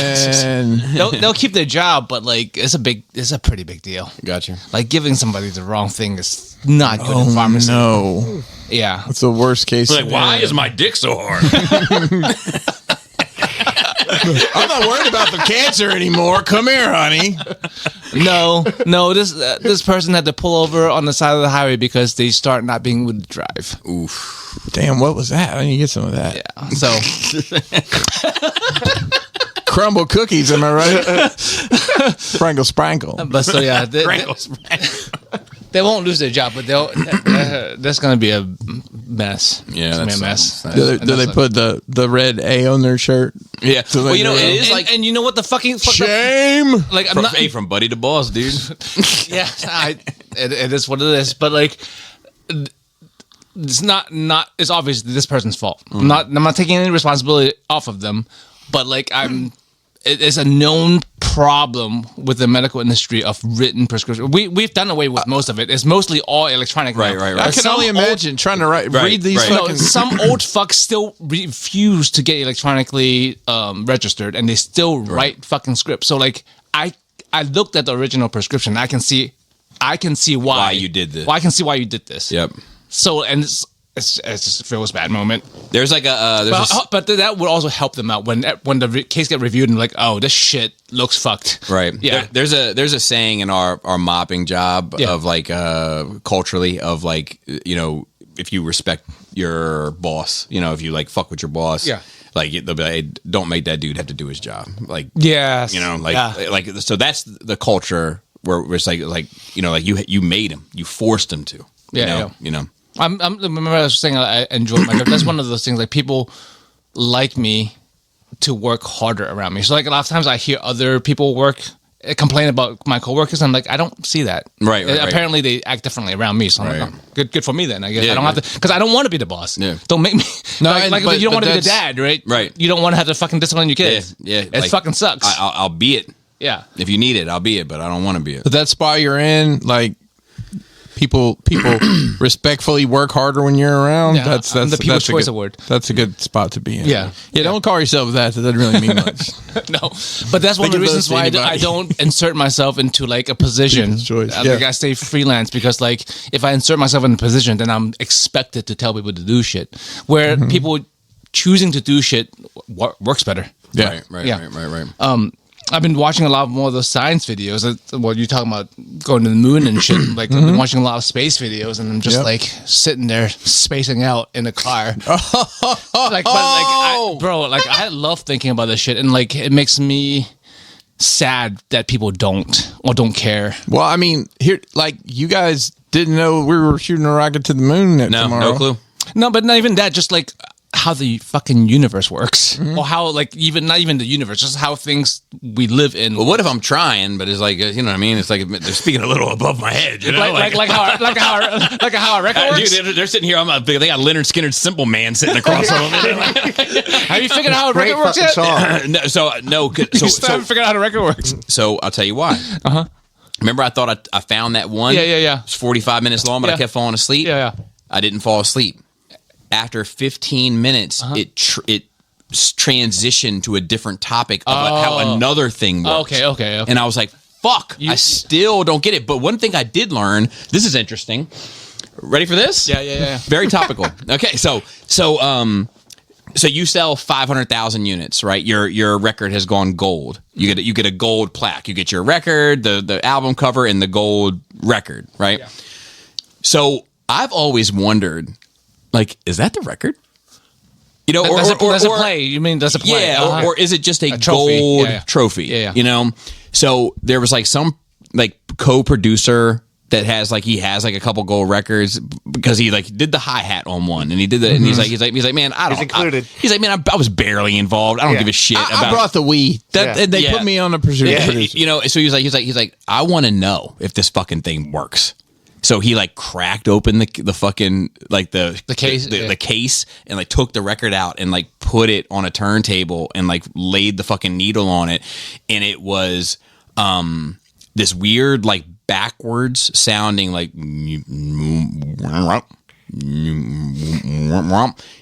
so people of course recorded it, sampled it, played it backwards from that to see what the proper reverse of it is, and it's just this dude yelling West Coast.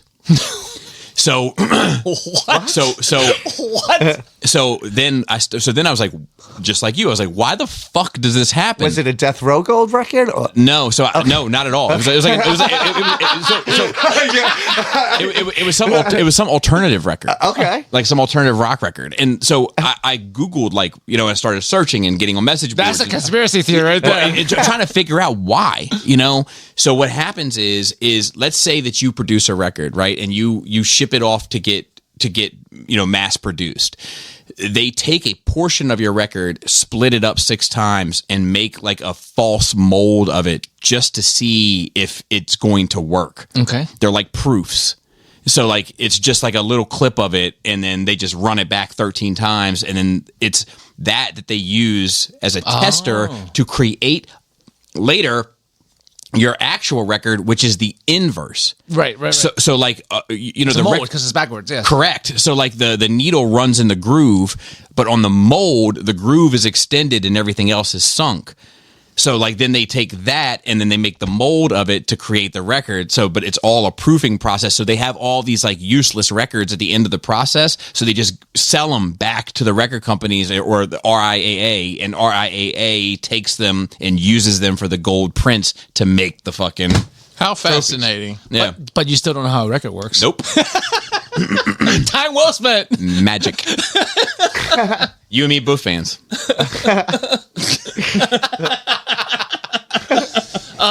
But No, I fucking love science. I love physics. I love all of it, and it just makes me sad that people can be so fucking ignorant. I mean, people use iPhones, so That's hate. on purpose. That's hate. That is hate. Two of my children use iPhones. No, it's on not. purpose. It's not that. It's not the technologically ignorant. It's I know, like I'm the busting philosophically ignorant people who use this technology where the philosophy is completely against what technology is. Like the people's thinkings are so backwards that they don't fucking deserve to use technology.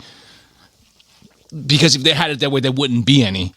Oh, okay, yeah. So, like, I guess it's like, The science is useless. Oh, math is dumb. All this kind of thinking is like, well, then don't fucking use any of it. Then this is what you get. Do you think that people kind of say that flippantly though? Like, like I say politics are dumb, but I know they're necessary. Some people do, but some people either mean it or just ignorant of it.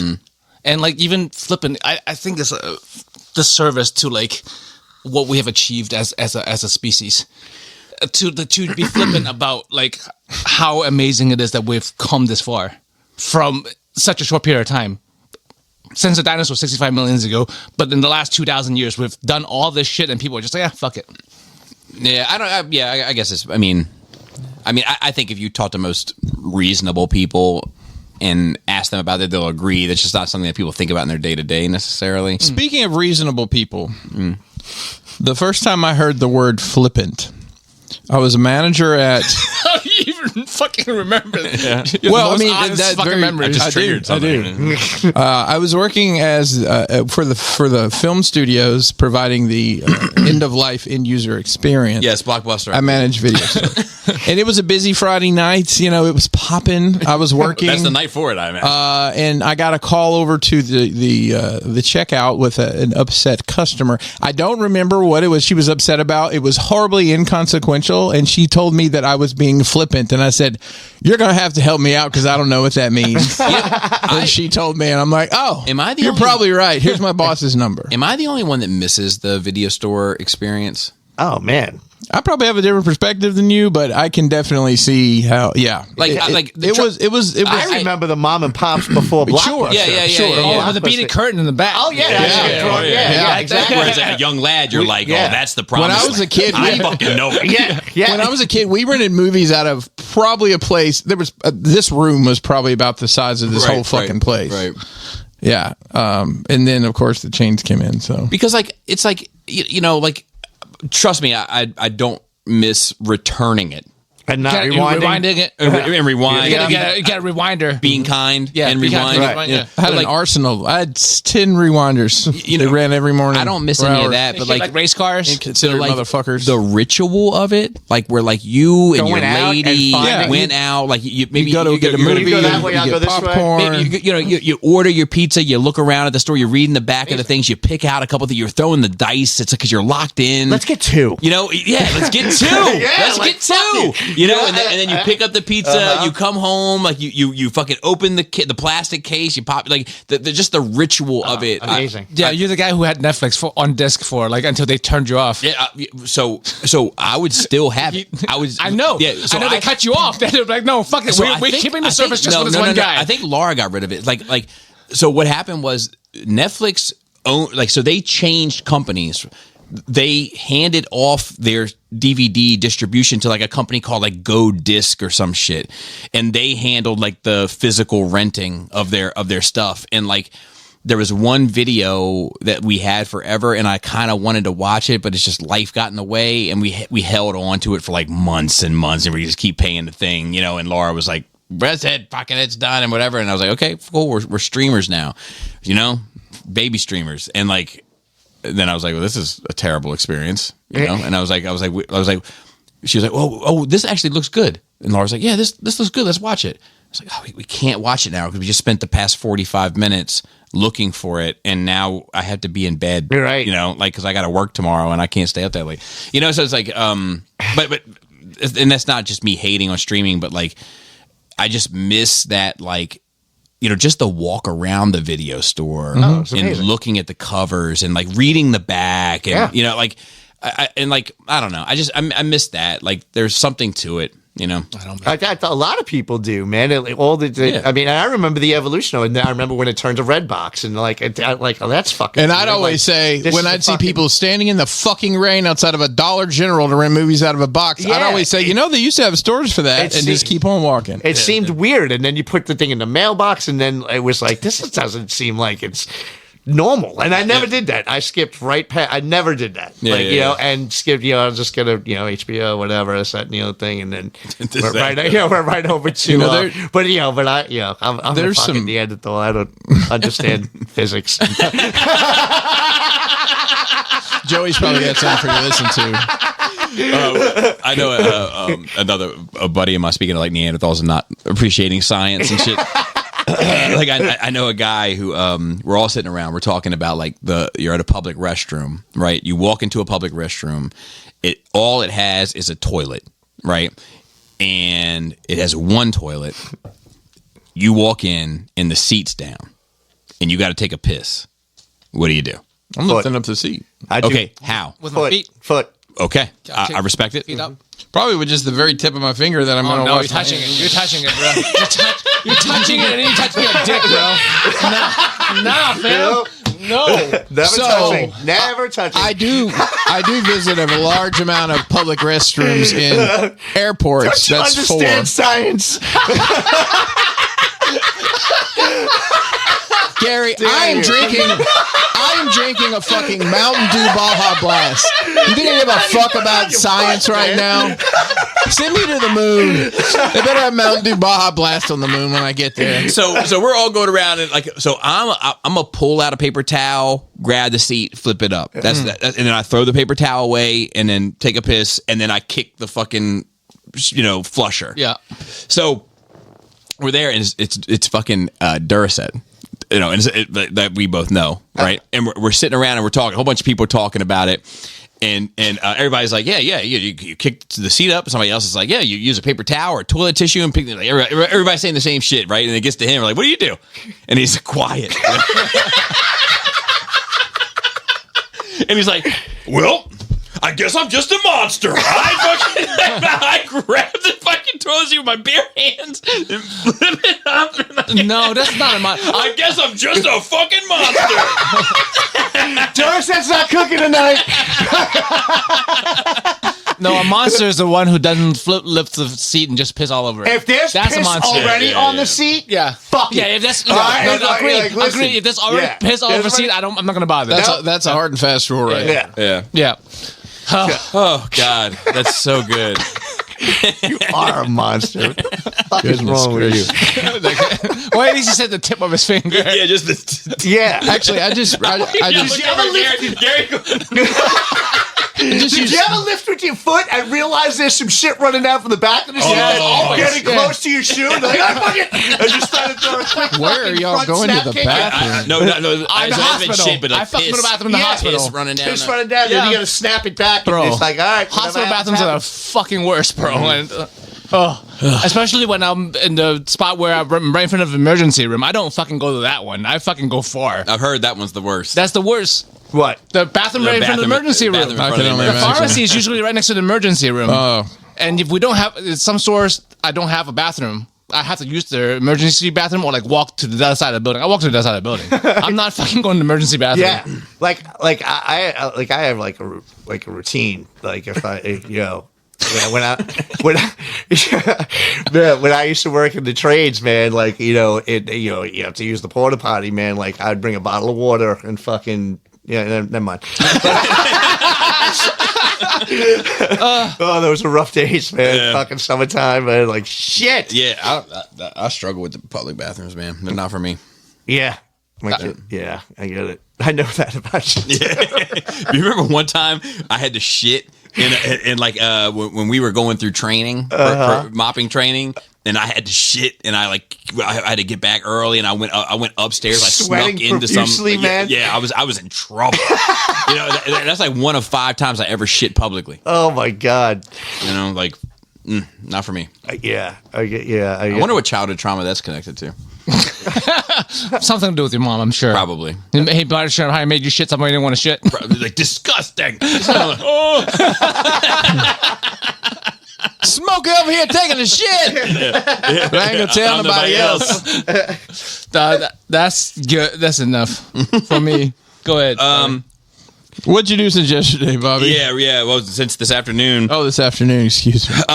So I have a couple things I saved purposely. So one thing I was thinking about, do you ever think about Friends and relationship to The show? No. God. We know some do. But do you ever think about Friends in relationship to the amount of life that they have occupied in your life?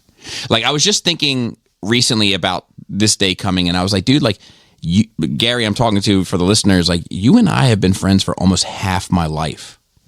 Nice.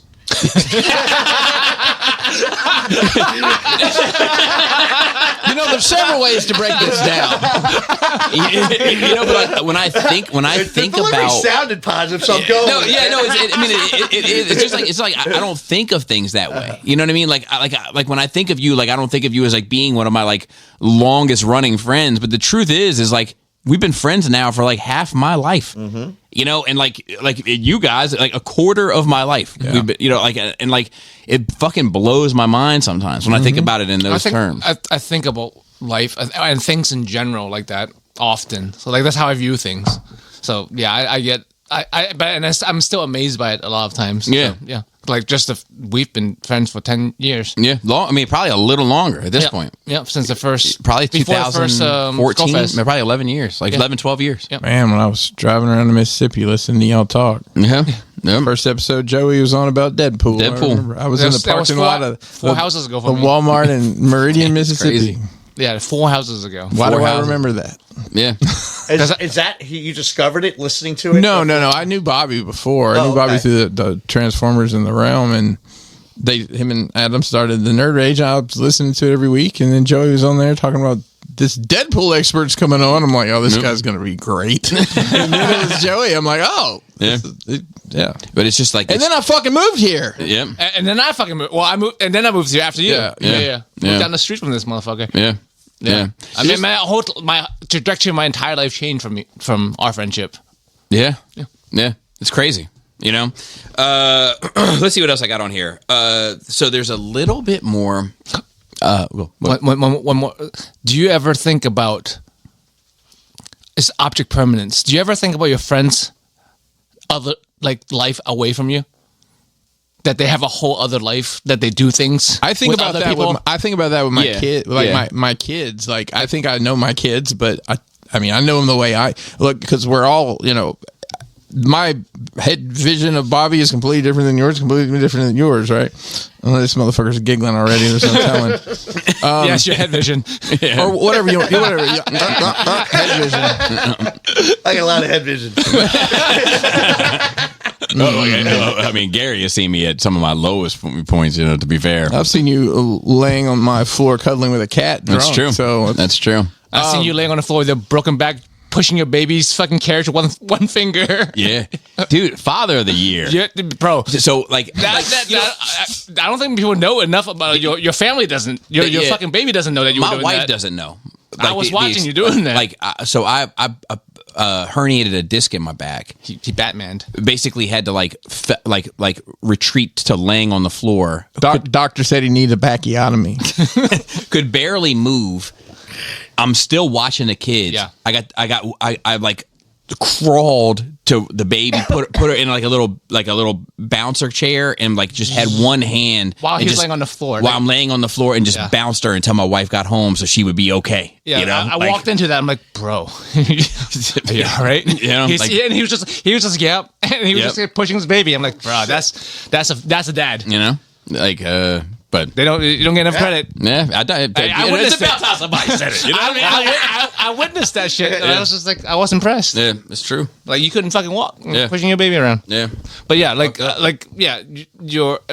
we know each other very well here. Well, especially Bobby. Like we talk about our outside lives, but like I have other friends or like less close friends, and like it's weird to think they have a whole other set of friends and work and life out there that's like Yeah. not related to me at all. You know what? I got the nerve to be jealous of it sometimes.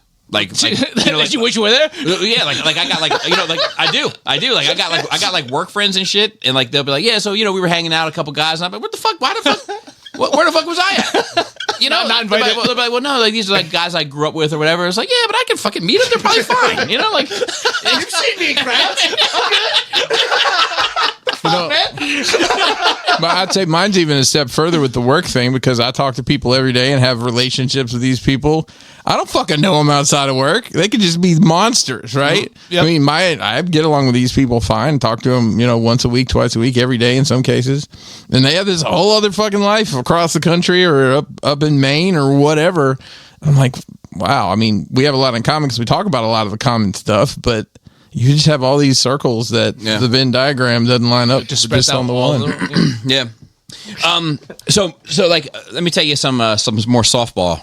Not capital D drama, so to speak, but lowercase d drama. Also, did you give an update on the hashtag cancel teacher?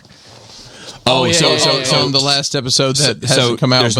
There's no new news on that, but she did get in trouble for being late to class this past week. Also, so from the same teacher? No, different teacher. But that's unrelated. I don't care about that. Yeah, I just want to know about this. Nope, drama. not a word. If there is drama, not a word. But we're heading towards some conferences. I got you. So I'm gonna get to the bottom of it. Boy, trust you me. Where are your Timberlands that day? yeah. That'll show them, dude. Sometimes I do like not to say Timberlands necessarily, but like I'll be like I'm making a statement when I show up here. Like I'm letting you know. Like I'll just do that showing up. Like so. and I'm not like Gary where like my kid can't do no wrong and fucking all I'm showing up thinking my kid fucked up.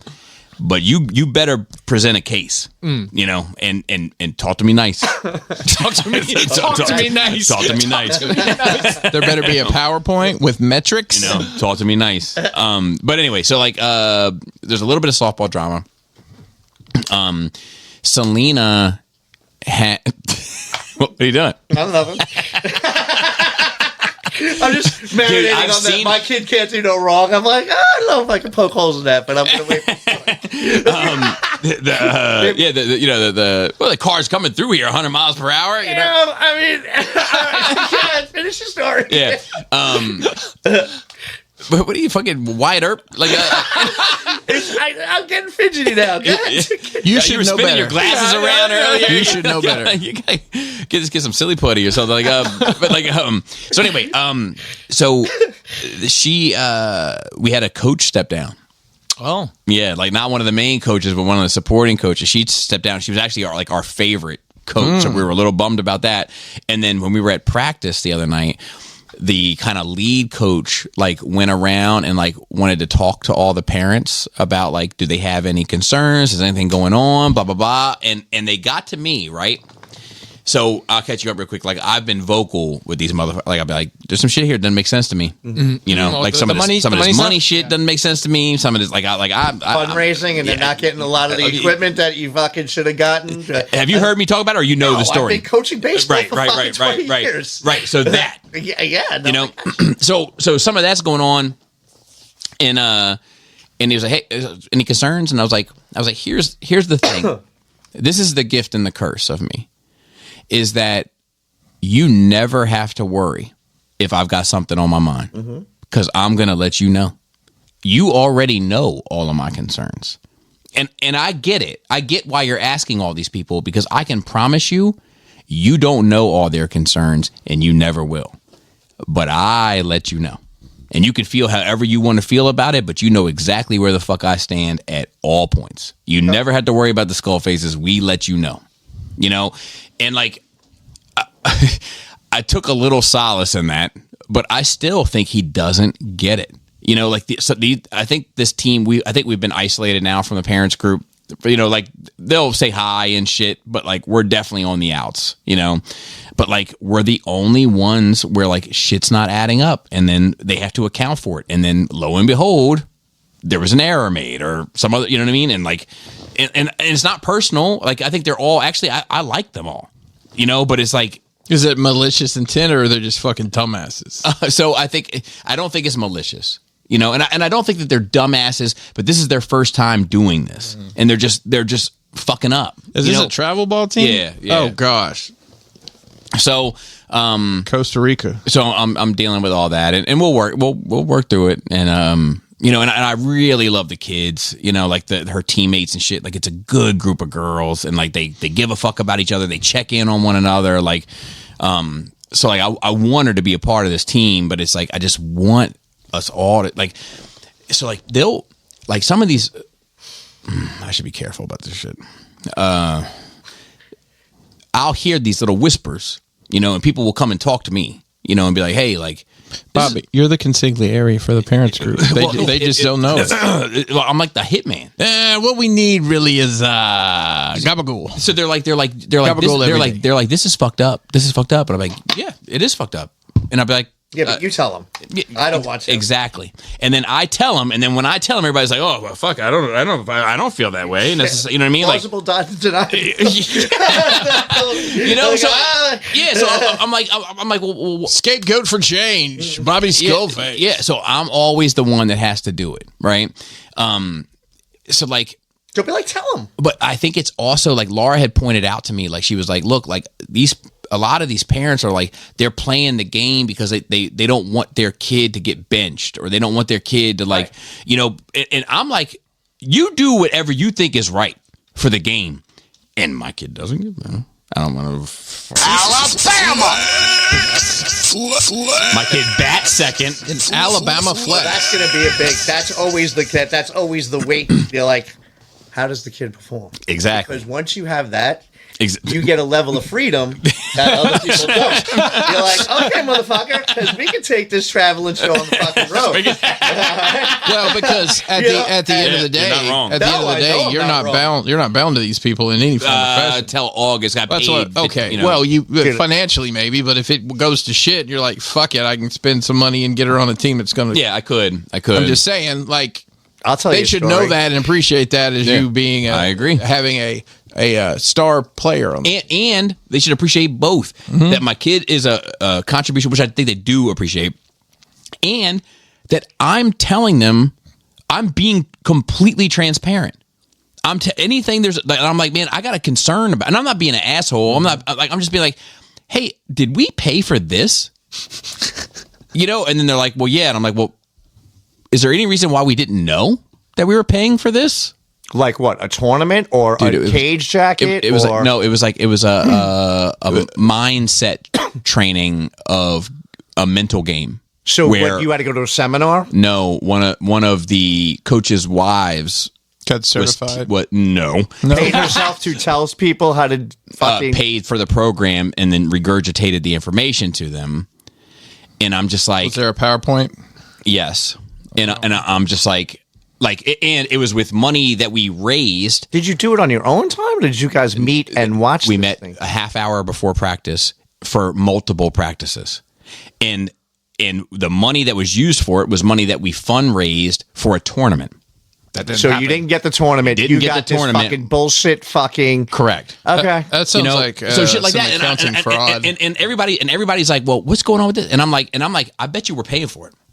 So then I'm like, hey guys, we paying for this? And then it's like, oh fuck, like it's starting again. Why do you just say I keep having to ask questions? And I'm not angry. I'm just like just a simple question. Yeah, let me know what's popping. Right. So anyway, it's just stuff like that. But I love the team, and I love the team. I even like a lot of the parents. I think that they don't have. I think that I can be very direct. Are they low IQ people? No, not necessarily. More than one set, though. But I think I can be very direct. We've noticed. And I think that they are not used to that and don't know how to handle that. But like, to me, it's not a personal attack. It's just like, how are we going to get to the answer of this shit if I don't ask this question? No. You know, you guys ever seen the landscaping up front? It's perfect because Bobby never beats around the bush. Yeah. I wish that was the case. It's probably a barber bush joke in there too. Nobody could really handle the truth. You know what I mean? Yeah. It's like you really, it's just hate to see it. As a coach, we were at a tournament in Hershey, and I freaking two of the parents, husband and wife, they were, and the team carried over from the year before, and I had one of the coaches' wives was taking these leadership classes, and all of a sudden wanted to start teaching me, and and Lisa was great. Lisa handled my uniform, she handled my whatever. I coached, and Lisa was my fucking administrator, so Right. I was able to just focus on fucking coaching. And I got I surrounded myself with good guys that with high, who played higher level than I did, which was great. And it was never an issue. It was always like, hey, you bring something to the table, I'm going to use that. It's not like, it was always to surround, to make the team better. You know what I mean? So, but this guy's, wife came in, and the year before she was fine, and then she started, all of a sudden, like, try to, like, this is what you need to do. And I'd be like in the middle of the fucking game, like trying to figure out who I'm going to pinch hit for right now. And I'd be like, can you get the fuck away from me? And like, and look at, and that's how it's like, so then it would started to, then I had this one guy, the kid was new to the team. The kid was a good ball player. And his parents were very fucking elitist, and and there was many times I'd have to drive this fucking kid home, and there was times that I'd drive him home and it'd be fine, and he'd end up going out to dinner with us because they weren't around, and it was fine. Okay. All right, cool. And good kid. He was kind of a fucking lunatic and whatever. And, his so older, in good company. Yeah. His all the, like, they were private school kids and whatever. And then, like, one day this guy, this father called me, and, he had me for like 3 hours on the phone telling me about his background and coaching, and, the oldest son, this, that, and the other thing. And I'm on the phone, and I'm looking at my wife like, what the fuck, man? You know what I mean? And I like the kid, but a lot of talent, completely undisciplined, running the bases. I couldn't fucking reel him in. Like, I'd be like he'd get picked off at third base with fucking one out, and he was a tying run because he'd take like a 15, 20-foot lead, and I'd be like, get back, dude, and fucking bam, a kid would fucking pick him off and be like, motherfucker, and so he wouldn't play the next game. I'd be like, the father would be like, we came from where? I'm like, yeah, he got picked off last inning, last game, fucking cost, we couldn't friggin' advance, whatever the situation, or not show up to 2 practices, and then the tournament would come, and the father would be like, I don't know if he could pitch today. I'm like, oh, don't worry, he's not playing, and fucking, and, he would. Don't worry, like, he would fucking clutch his wife's pearls. Like, yeah, if I could, you do what you want with that information, man, but don't worry about it. So fucking, we're at a tournament, and fucking, and we didn't do well, and I was fucking livid. And so I hear fucking whispering of the lineup, as I'm walking, we're coming back from the hotel, and the kids are lined up, and and I hear like, whatever. I'm like, hey. I'm like, what's going on? I heard that. Like, you have a problem with the lineup? And they're like, well, we just think. I'm like, you just think what? I'm like, what's this? And I grabbed a piece of paper, and I wrote the number down from 1 to 9. I'm like, here we go. Here's the lineup. Pick your number. And fucking, I'm looking at them. Look, what do you got? Oh, you're leading off. Congratulations. What are you playing? These kids like, shortstop. First time all year's a lefty. And we fucking rolled with that fucking lineup. Did you really? Oh, fuck yeah, we did. And we fucking won. Did you really? Oh, yeah. I'm like, well, we're out of fucking competition anyway. So we're playing for fucking, we're playing for consolation. What the fuck want to play for that? Right? So we're at Hershey. Let's have a ball. We'll do this. I'm going to the music and fucking laugh about this fucking debacle, right? And fucking, I'm dead while they're fucking picking out of the hat. My wife's like, holy shit. They end up fucking showing you. I'm like, that just goes to show you how much this really fucking matters when you fucking pay attention and you just want to fucking play and whatever, and dude. So, but fuck that. I'm fucking sitting here, freaking, not working overtime, fucking trying to build a lineup, staying awake, fucking, counting fucking divots in my ceiling because that asshole got picked off at third base when we could have won the fucking tournament. And I'm like, I'll be dicked as fuck. I'm like, hey, good job yesterday, fucker. And now your dad's gonna fucking start talking shit. So, yeah, man, it's So the last thing that I have in my notes is Bully came out. Kanye West album Bully. Okay. And it's March, but tomorrow's April. and by the time you guys hear this, it'll be mid-April. I'm calling it now. It's probably going to be my album of the year. Awesome. I will tell you, like, I do want to. It's very rare that I'd be like, hey, I want to play you guys a song. Like Emergence was the last one from Sleep Token. I loved it. Yeah, it's great. It's very rare that I'm like, this is so good that I want to play it. But I wanted to give like my breakdown. So 18 songs, probably 3 too many. There's 3 spectacular songs, 4 great songs, 6 good songs, 2 fine songs, 3 listenable songs. But there's not one song that I can't listen to on it. How they all long? No, actually, most of them are short, and actually shorter than he usually makes, which is one of my criticisms of the album, is that a lot of them I wish breathed a little bit more. Like came to life a little bit more. But we'll take a quick break. I'm going to let you guys hear this one song. Anyway, I can't get past it. I can't stop listening to it. You know, so it's probably going to be my album of the year, and that's probably going to be my song of the year. But I mean, we a whole bunch of us. I was working, and I was working the night part, and a whole bunch of us, like, it was cool, like, because it was supposed to drop, and a whole bunch of us like rallied together, like turned on the speaker, started playing old shit, like. You know, it's probably people are hanging out, people that weren't even working, like stopping in, like hanging out and like playing and waiting for the fucking thing to drop. It didn't end up dropping at midnight, but it like dropped at like 3 p.m. the next day. Where was this? Where were we hanging out? Yeah. At work. Oh. Yeah. That's Yeah. awesome. Brought a speaker into like the break room and like, you know, like talking, reminiscing, etc. But listening to it, like it's a lot about like healing and coming to terms with phases and stuff. It's a good record. It's a really good record, and strong recommend from me. And that's it. That's all I got. Lastly, we have a couple questions. Oh, you saved them from the earlier? So one was like, this applies. All the questions I did earlier today, if they didn't apply to like you or you specifically, I let it go. But Majin Planet, or I think it's Majin Planet. He said, I'll read this again. He said, Dear NR, thank you guys from the bottom of my heart for all that you do. Recently, I've been going through some personal things that killed my motivation and drive and put me on autopilot with work, friends, and even hobbies. And he kind of goes through this thing. And I went through it last episode, so I'll spare. But he wanted to say thanks. The show helped him get through it.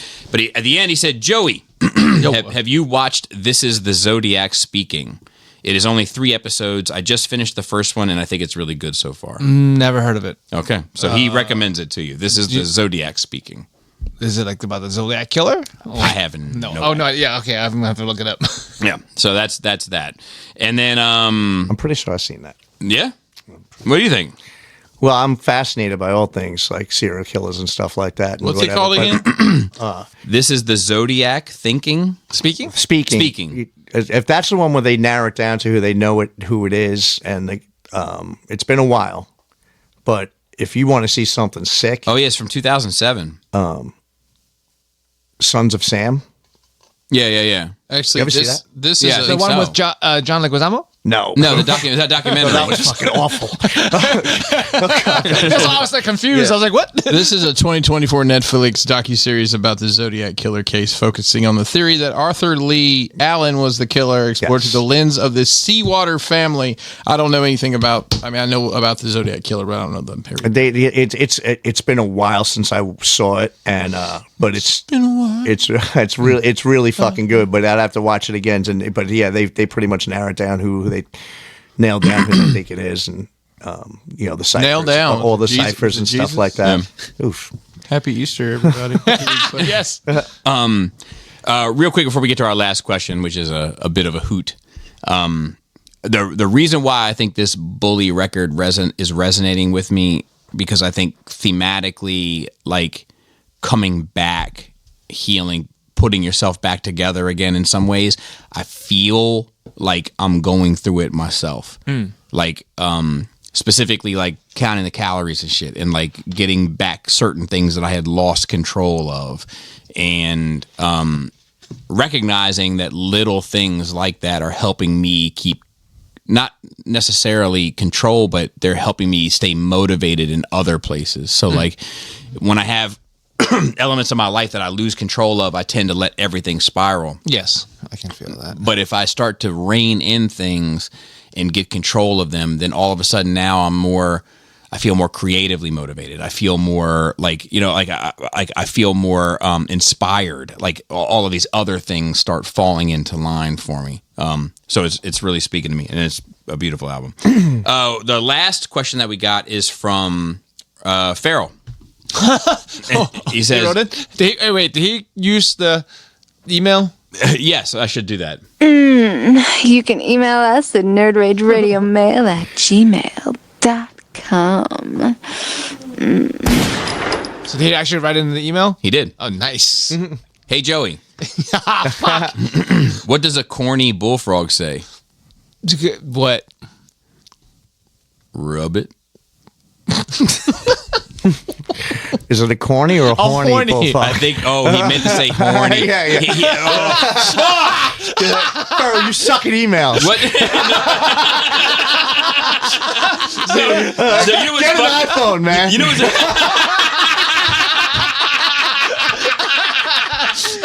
So look, he texted me on the side. Autocorrect on my email to Nerd Rage should be horny. That was a tough one to God figure out. damn it. I'm sorry. You missed it last time. We had an email with a joke. He wrote, "Don't read this out loud. This is a joke." And then he's like, "Fuck." I'm the fucking Ron Burgundy of podcasting. Go fuck yourself, San Diego. Anyway, so that's it. That's it for today. We're good. Gary, thanks for coming out. Yeah, Hey, it's I great just time, want man. to. I want to add something. So Yeah. to your. So I hope inadvertently, when I was talking about my coaching and I appreciate parents like you that would just come straight up with me and be like, and we'd have the conversation. Like, Yeah. Look, asshole. No, never been like that. Even when I had to cut a kid, I'd tell him, I'd be like, "Look, man, you make my life miserable. All right, when we see each other, don't let me tell you that you're done. You tell yourself when you're done, and I'll talk to the parents. He needs this, or if a parent wants whatever. I'm going to start a little revolution, parent, like behind the scenes, like whatever, Right. Instead of just coming Right. at me and, hey, Right. we'll have the conversation. You know what I mean? Like we're gonna, like it's not going to happen. Like I've been with and my son's playing his fucking ass off right now. His senior year in baseball, he had fucking we were in Hopkins 2 nights last week till fucking 3:30 in the morning because he got his fucking eye stitched. He had to get his eye stitched up. Friggin', he's playing on a pulled quad. He's 1,000% at third base. But 3 of the kids on this team right now, a third of them are kids that I've been coaching since they were fucking 10. One put the ball out of the park yesterday. Nice. He's a junior catcher, man, and he's an upstart kid. The other one's was an all-county pitcher this year, and then I got my son, who didn't get a lot of love last year from the coaches. He should have got more, didn't get a lot of play. He's playing his fucking ass off. And stitches in his, like I said, got stitches, had to go back to Hopkins to get them redone, and still stayed in the game. And but it's just that's something that I didn't really.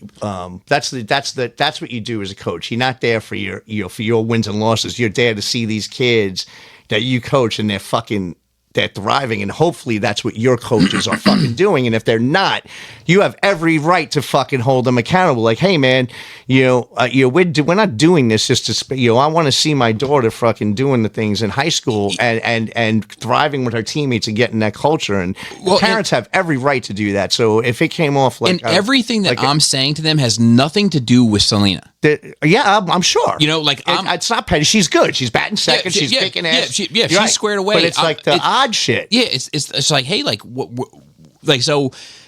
I'll tell you later. But like, there's like little things where I'm like, I ask about them, and then like it comes to light that there's no accountability for it. Yeah, and I'm like, and I understand that this is their first time. I don't think they're malicious. I don't think they're salacious. I think they're good people in their core.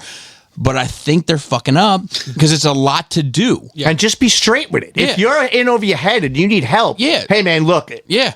Like just be honest. Like, That's hey, it. like I'm drowning. Cool. Okay, but let's do something. Let's come up with a plan. Let's do because something's Right. not working. And I feel you on that revolutionary shit because I feel like a lot of them they start congregating and whispering in the shadows. Right. And I'm like, well, let's why are we doing this instead of just being like, hey, where's the $1,000 at? right. You know, like and then it went here. Cool.